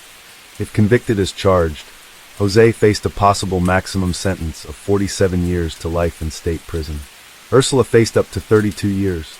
As we mentioned previously, the death penalty was off the table thanks to Los Angeles County District Attorney George Gaskin, who didn't do any favors for Anthony Avalos either. In 2020, Evangelina Hernandez filed a wrongful death lawsuit on behalf of herself and Noah's surviving siblings.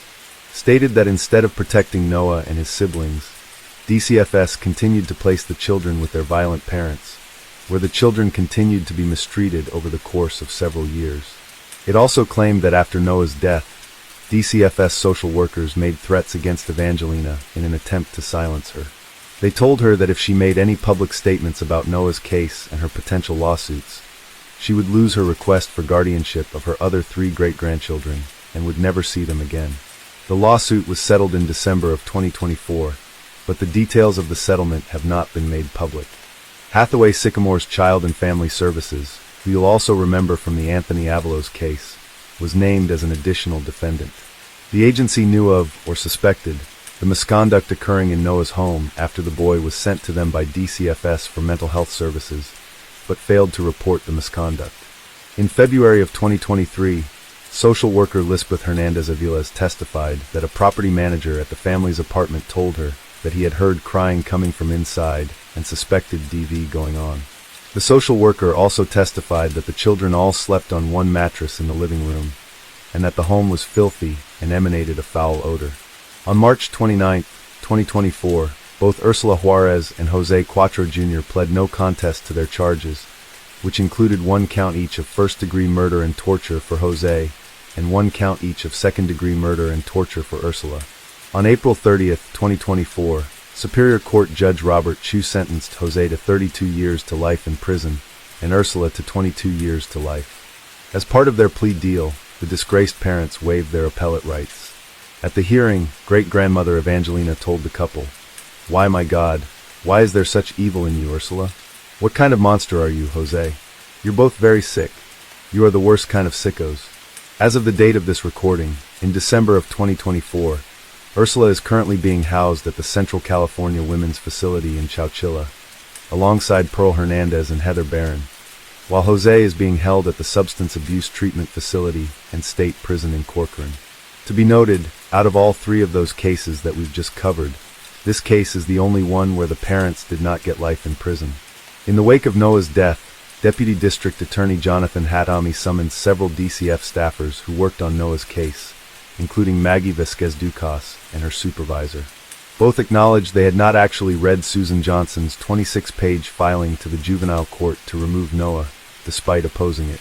Stunned, the prosecutor asked Ms. Ducas, "You're telling this jury that you decided not to follow the removal order that you never read. Is that accurate?"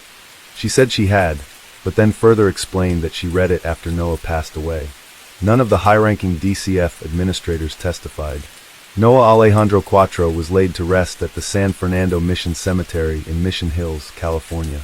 During a private service, loved ones remembered the little boy who loved Spider-Man, ponies, and PJ Masks and was excited about starting school.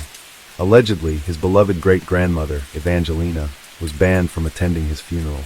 His gravestone, decorated with the little boy's picture and a guitar, bore the inscription, "A hug, a kiss in heaven's bliss, gone too soon, our baby." So why did this happen? Why were claims made for change and nothing happened as a result? What other cases do we not know about? Because these cannot be the only ones. What if the reporter gave into the immense pressure to stop and decided not to dig into Gabriel's case? Would we have known about any of these boys? If you've seen the Netflix documentary, The Trials of Gabriel Fernandez, I think we have a good idea what the answer is, because before Gabriel's case was blown wide open by the LA Times, he was little more than a blurb in the homicide docket. He was swept under the rug like some sort of statistic, and nobody cared about him outside of those that actually knew him. Sadly, this is the fate of many children that die at the hands of their violent parents or caregivers. Cases where those meant to protect them want to turn a blind eye and pretend it didn't happen on their watch. Governing bodies who overload caseworkers, or in the case of Susan Johnson, punish those for doing what's in the best interest of children. Given what we've seen with these 3 cases, It is likely that there are other children, just like them, who were never reported on. Until massive change happens in LA County, there will be more Gabriels, more Anthonys, and more Noahs. Case 4. What if I told you that this photo hides the most disturbing secret? Something so horrifying you can't even imagine. The smiling little girl in the picture is 4-year-old Heidi Jones, and she's standing at the very crime scene where she discovered her mother's lifeless body, just days before this photo was taken. If you look closely, you can still see traces of blood on the floor. The real nightmare was that the killer disappeared without a single trace. A few days later, when Heidi finds herself at her mother's funeral, looking at her mom lying in the coffin, in that moment, she makes a firm decision to devote her life to bringing her mother's killer to justice. He must pay for what he did. I remember looking in the casket, and I thought she looked like Sleeping Beauty. It was really hard to see Loretta, and there's her daughter Heidi, just crying, realizing that her mother is gone now. For more than 40 years, the circumstances surrounding Loretta Jones' murder remained a mystery.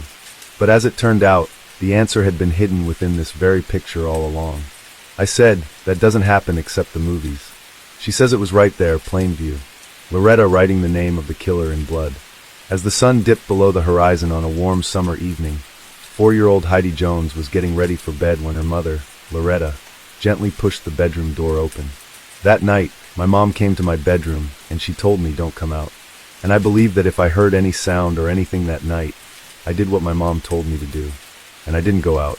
The next morning, Heidi recalled her mother's words from the night before and hesitated, peeking through the keyhole before stepping into the living room. As she slowly opened the door, she caught sight of something lying on the floor. After that, everything became a blur, as if her memories had been wiped away. My next vivid memory is I am out on the front porch, and my next door neighbor is out there digging for worms. He says, "Heidi, come here, I have to show you something." And I says, "I can't. I think my mom is dead." When police arrived at the scene, they found Loretta lying motionless on the floor, partially dressed. There was blood everywhere, on the couch, the walls, covering nearly every surface. She had been assayed. She was stabbed twice in the chest and 17 times in her back. Her throat was attempted to be cut. The investigation didn't reveal any forced entry, any real signs of tremendous struggle. There wasn't tipped-over furniture, there wasn't broken windows, the door jamb wasn't broken.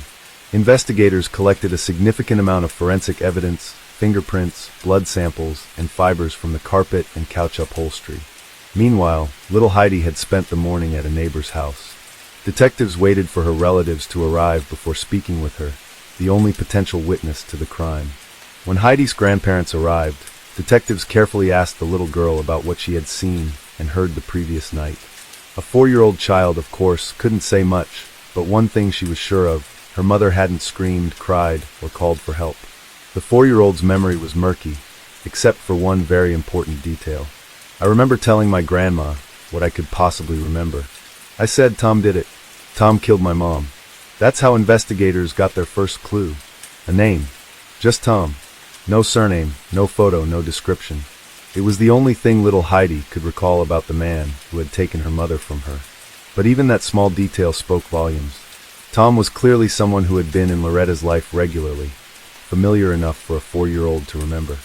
Heidi wouldn't have recalled his name unless he had spent time in their home, or if she hadn't recognized his presence behind her bedroom door that night.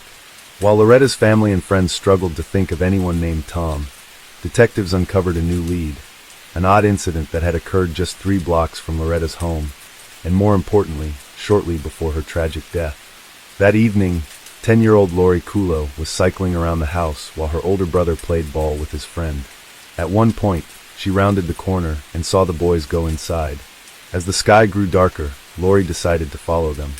But as she was heading home, a man suddenly appeared in her path.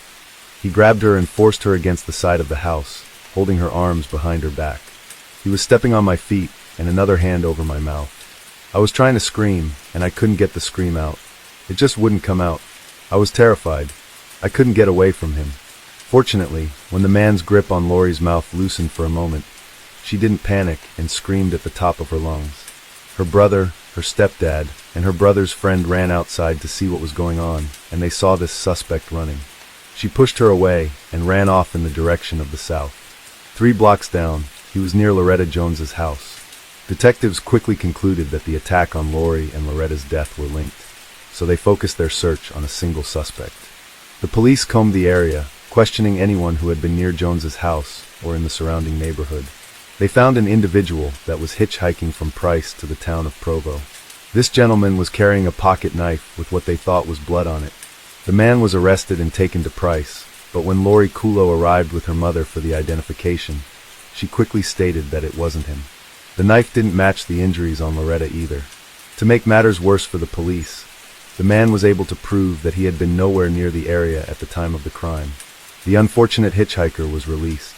Suddenly, the call that reached the sheriff's office on August 1st gave investigators a real sense of hope. The caller suggested that detectives take a closer look at a local railroad worker named Tom Egley. I knew that Loretta had dated Tom Egley one time on a blind date. I thought she didn't like him, and she didn't want anything to do with this guy. Still, given what little Heidi had said, every lead needed to be thoroughly vetted. Tom had been staying at a motel in Helper, Utah with his pregnant girlfriend, who was just a month away from giving birth. Detectives picked him up and brought him to the sheriff's office for questioning. As expected, he denied any involvement and shared his version of the events from that night. He claimed that a group of teenagers had given him a ride and dropped him off in Price, near a small local diner. There, he grabbed a burger, sat on the curb, and ate it. After that, he stayed in Price and was just wandering around and window shopping. He insisted he had never been anywhere near the homes of Lori Kulo or Loretta Jones. Staff at the Highway Rendezvous Bar on Spring Glen Road confirmed that Tom Egley had been there on the night of July 30th, between 11 o'clock and 11:30 p.m. However, the bar owner noted that Egley appeared tense and uneasy. There were also red stains on his shirt, but when asked about them, he claimed he had been painting and that the marks were just red paint. The cops met up with Tom at his apartment, and he allowed them in to let them search his room. They did take a pair of Levi's that Tom said he was wearing that night and a shirt. Detectives collected Egley's clothing for a forensic analysis and took samples of his hair, blood, and fingerprints. It was all sent to the FBI crime lab in Washington, D.C. A month later, the test results came back. Fibers from Egley's clothing were a match to those found in Loretta Jones' carpet. With this key evidence, Egley was arrested. Investigators suspected that after attempting to attack an 11-year-old girl, Egley had been chased through the neighborhood. Spotting Loretta's house, he may have chosen it as a hiding place. Detectives then asked Lori Kulo and her older brother to come to the station to see if they could identify Egley as the man who had attacked her that night. During the preliminary hearing, new witnesses came forward confirming that Tom had been in town on the day of the crime. Later that night, he was also seen at the bar, something investigators were already aware of. However, what once seemed like solid fiber evidence completely fell apart. Since Egley had previously been to the Jones home, it was entirely possible that fibers from the carpets, Loretta's hair, or other traces had naturally transferred onto his clothing.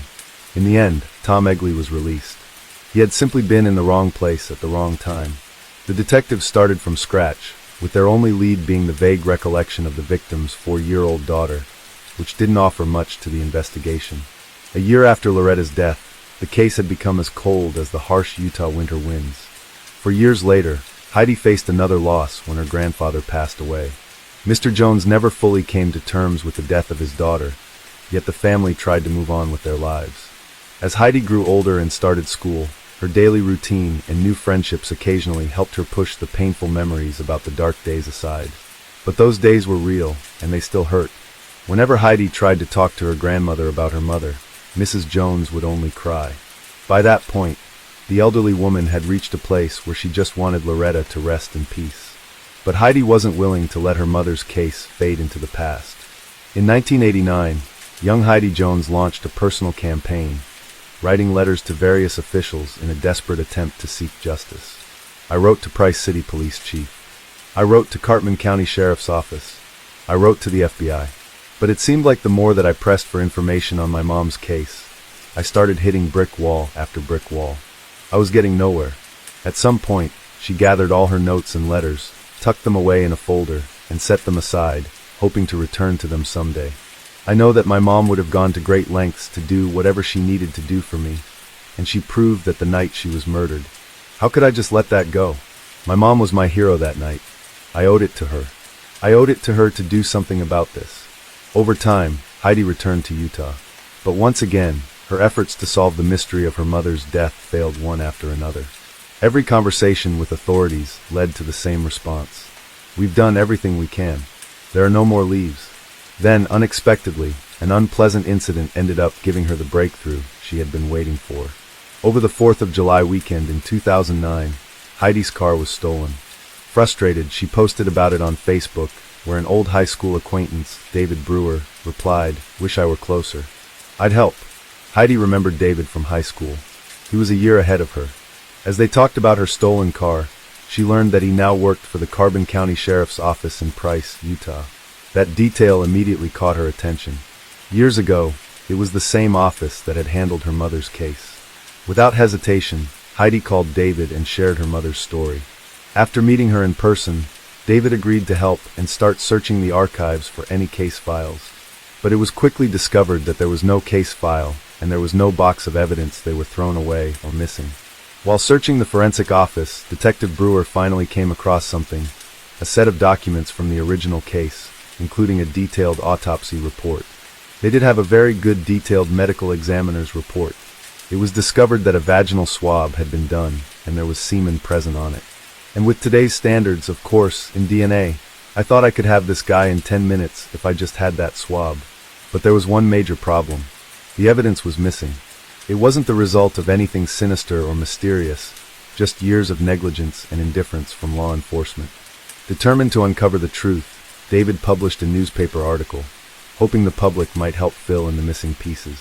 Before long, he received a call from a woman who claimed to have information about the case. She said, "Have I ever seen that Loretta wrote the killer's name in blood?" And I says, "How would you know this anyway? I mean, you weren't allowed in the crime scene." At the time, Heidi was staying with her grandmother. The day after Loretta's body was discovered, Mr. Jones, Heidi's grandfather, asked her and one of his daughters to visit the house. The police allowed them inside briefly to collect some of Heidi's belongings and clothes. The woman who had called the detective insisted she had seen letters T and O written in blood. Loretta had tried to point to her attacker, but hadn't managed to finish writing the full name. Brewer and his team worked tirelessly to track down the photo in the archives, and eventually, they found it. When they opened the envelope containing the photograph, they realized the woman had been telling the truth. Wow, that is heavy-duty stuff. I get goosebumps right now thinking about that. The letters T and O were easily identifiable, without a doubt.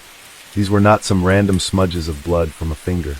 We pulled the photo up, blew it up, and there was definite T and an O written in blood. Brewer started speaking with all the witnesses who had testified in the 1970 Tom Egley case, including one who hadn't spoken before. It was Marcia Hidalgo, who had been Egley's girlfriend at the time. All I was ever told, this girl that he had been going with before I got there, had been stabbed 14 times. What do you remember about that night? You know, I was pregnant. I waited up for him. He didn't come. It was late. Tom had come home around 3 a.m. I was kind of ticked, you know. Where were you at? He's like, "Oh, you know, I'm here now." And he went in, and he took a bath in his clothes. He bathed in his clothes? He bathed in his clothes. After Tom Egley took a bath, he stripped off his clothes, placed them in a bag, and the following day, took them to the laundromat where a trash barrel was. He threw the bag inside. Brewer asked Marcia Hidalgo if she had told the police what she had just shared with him. She confirmed that she had. David could tell she was not being dishonest. At the time, she was pregnant with Egley's child, but that wasn't an issue for the investigation. It was more about her own conscience. Brewer now faced the difficult task of telling Tom Egley that the pieces of the story he had gathered all pointed directly to him. Okay, 11:35 a.m. I'm approaching the residence of Thomas Edward Egley for an interview. Tom Egley was found in Rocky Ford, Colorado. Wanted to know if we could take some of your time this morning, talk to you about some issues back in Carbon County a few years back. Carbon County? Well, got any idea why you think we might be here to talk to you? Well, years ago, one of my ex-girlfriends was killed. They arrested me for it, but they turned me loose. He repeated the same story. I stopped at a drive-in or something there and got me a hamburger. I know I sat down on the curb and ate it. There was nothing going on, so I headed back. Marcia was at the hotel with the baby, so she knew I was gone. Loretta's daughter, frankly, named you back then. Well, yeah, she knew my name. I've been there. Brewer continued to ask him pointed, challenging questions, pushing him for more. Do you think that person would deserve to go to jail now? Depends on whether he's done it again or not, you know. It almost seemed like Tom was hinting that he was the one who had done it, and that he should be forgiven since it only happened once. Was that his way of saying it? In the end, though, the detectives walked away with nothing. Something comes up, be sure to call. 40 years had passed, and Brewer felt powerless. He was certain it was Tom, but there just wasn't enough evidence. In 2016, Brewer presented Loretta's case at a regional cold case seminar. A woman from a private forensic lab stood up and shared that they had successfully extracted DNA from graves even after 50 years. With the advancements in science, she suggested it might be time to exhume Loretta's body. Heidi's reply was quick and firm. "Hand me a shovel, I'll help dig." So as they were pulling the body out of the ground, water started pouring out of the vault. The crime scene investigator looked at it and says, "No, we're not going to find any DNA here." David Brewer chose not to give up, but to bluff instead. He called a journalist friend at the Rocky Ford Gazette, claiming he had a suspect from the area, and that DNA had been found on the victim's body during the exhumation. In truth, the DNA wasn't essential. David just needed to make Tom believe it was. This strategy led to an unexpected call. Lisa Carter reached out to him. "I knew Tom Egley well. He was my neighbor, and he was a friend of my dad's." The woman was certain Tom was responsible for Loretta's death, but suspicions alone didn't carry any weight in the investigation. Then Lisa offered something truly valuable. It was like a gift from above. She was willing to do whatever it took, even going undercover. Of course, such a move required approval from the higher-ups, so Brewer's partner took care of that and came back with the green light. Their only instruction: don't return without a confession. Lisa's husband, a police officer, was away for a few days on a training session, and Tom knew that. This gave them the perfect foundation for their plan. "Can I smoke in here, Tom?" "Sure." Lisa went to Tom with the idea of convincing him she was planning to betray her husband. "I'm sick. If I was here, I'm done." She told him her husband had been training in Utah, during which Loretta Jones' case and Tom's possible involvement was a topic of discussion. More importantly, she made it clear that Tom was not just a past suspect, but was currently under suspicion. "I said, I've known Tom 20+ years. He said, Tom's kind of in a bad spot. And I said, what do they have? He said that they still have the swabs from the night of the killing that the people from the autopsy took. Well, I don't know how they could have DNA. Lisa also explained that, as a friend of her late father, she felt it was her duty to protect him, believing her father would have wanted her to help him, even though he had passed away. And how far did Loretta live from the sandwich place? Not very far, I don't think. Lisa continued to play her part, carefully drawing Tom into a small confession. He confessed that he had been nearby, knocked on Loretta's door, and she had let him in. Okay, and the door closed, and then what? What would you think happened? If you had to guess, what would you think happened? I would turn down for sex. Okay, and that made you feel how? Like S*******. Tom went on to explain that Loretta had gone to the kitchen, stepped outside, and shut the door behind her. And when she'd come back, I stabbed her. He said that at that point, Loretta was still alive, but struggling to breathe. Tom then claimed that he SAD'd her, thinking it was consensual. Lisa, who had been controlling her emotions until then, suddenly shouted, "Tom, you stabbed her." How could that have been consensual? Tom replied calmly, "She never told me no." "So you remember having sex with her, and then what?" "I lost it. I cut her throat, and I left." Detective Brewer now had a legally obtained confession from the perpetrator, but Lisa took it a step further. She persuaded Tom that it was in both his and his family's best interest to bring this matter to a close. While the audio recording was valuable, she explained that without a voluntary confession, they would have to go through long, numerous hearings and proceedings. Lisa wanted to protect Loretta Jones' family from having to endure all of that. Tom Egley agreed to talk to Brewer, but on one condition. The police could not arrest him during the meeting. "It's been 46 years, so I'm scared every time somebody shows up at my door. It's a hard thing to look over your shoulder that long." "Yeah, it is, it really is." Out of the blue, Tom started speaking. "We had sex. There was no rape involved." "Okay. I lost it because I'd been drinking. Do you remember cutting her throat?" "Yeah, but I don't remember ever stabbing her." "Okay." Before the detectives left his house, they asked him one last question. "If you could tell Loretta's daughter anything in the world right now, what would you tell her?" A few minutes later, Brewer called Heidi to give her the answer to that very question. Tom had told him to pass along that he was truly sorry for taking her mother's life. Detective David Brewer kept his word. Tom Egley was arrested by local police once the investigation team returned to Utah. He agreed to admit his guilt in the case of Loretta Jones. Tom Egley was given a sentence of 10 life terms, the maximum punishment possible in 1970. He will be 96 years old when he goes out before the parole board, and I will make sure he doesn't get out. When the verdict was delivered at the trial, he was allowed to speak. He said, "I regret what I did, and I'm surprised that you're doing something about it after 46 years. This wasn't about closure. This was all about getting justice. When David and I first started working together, 1% of all cold cases were solved. 1%. I learned to believe in the impossible. And as long as you have hope, you have a chance."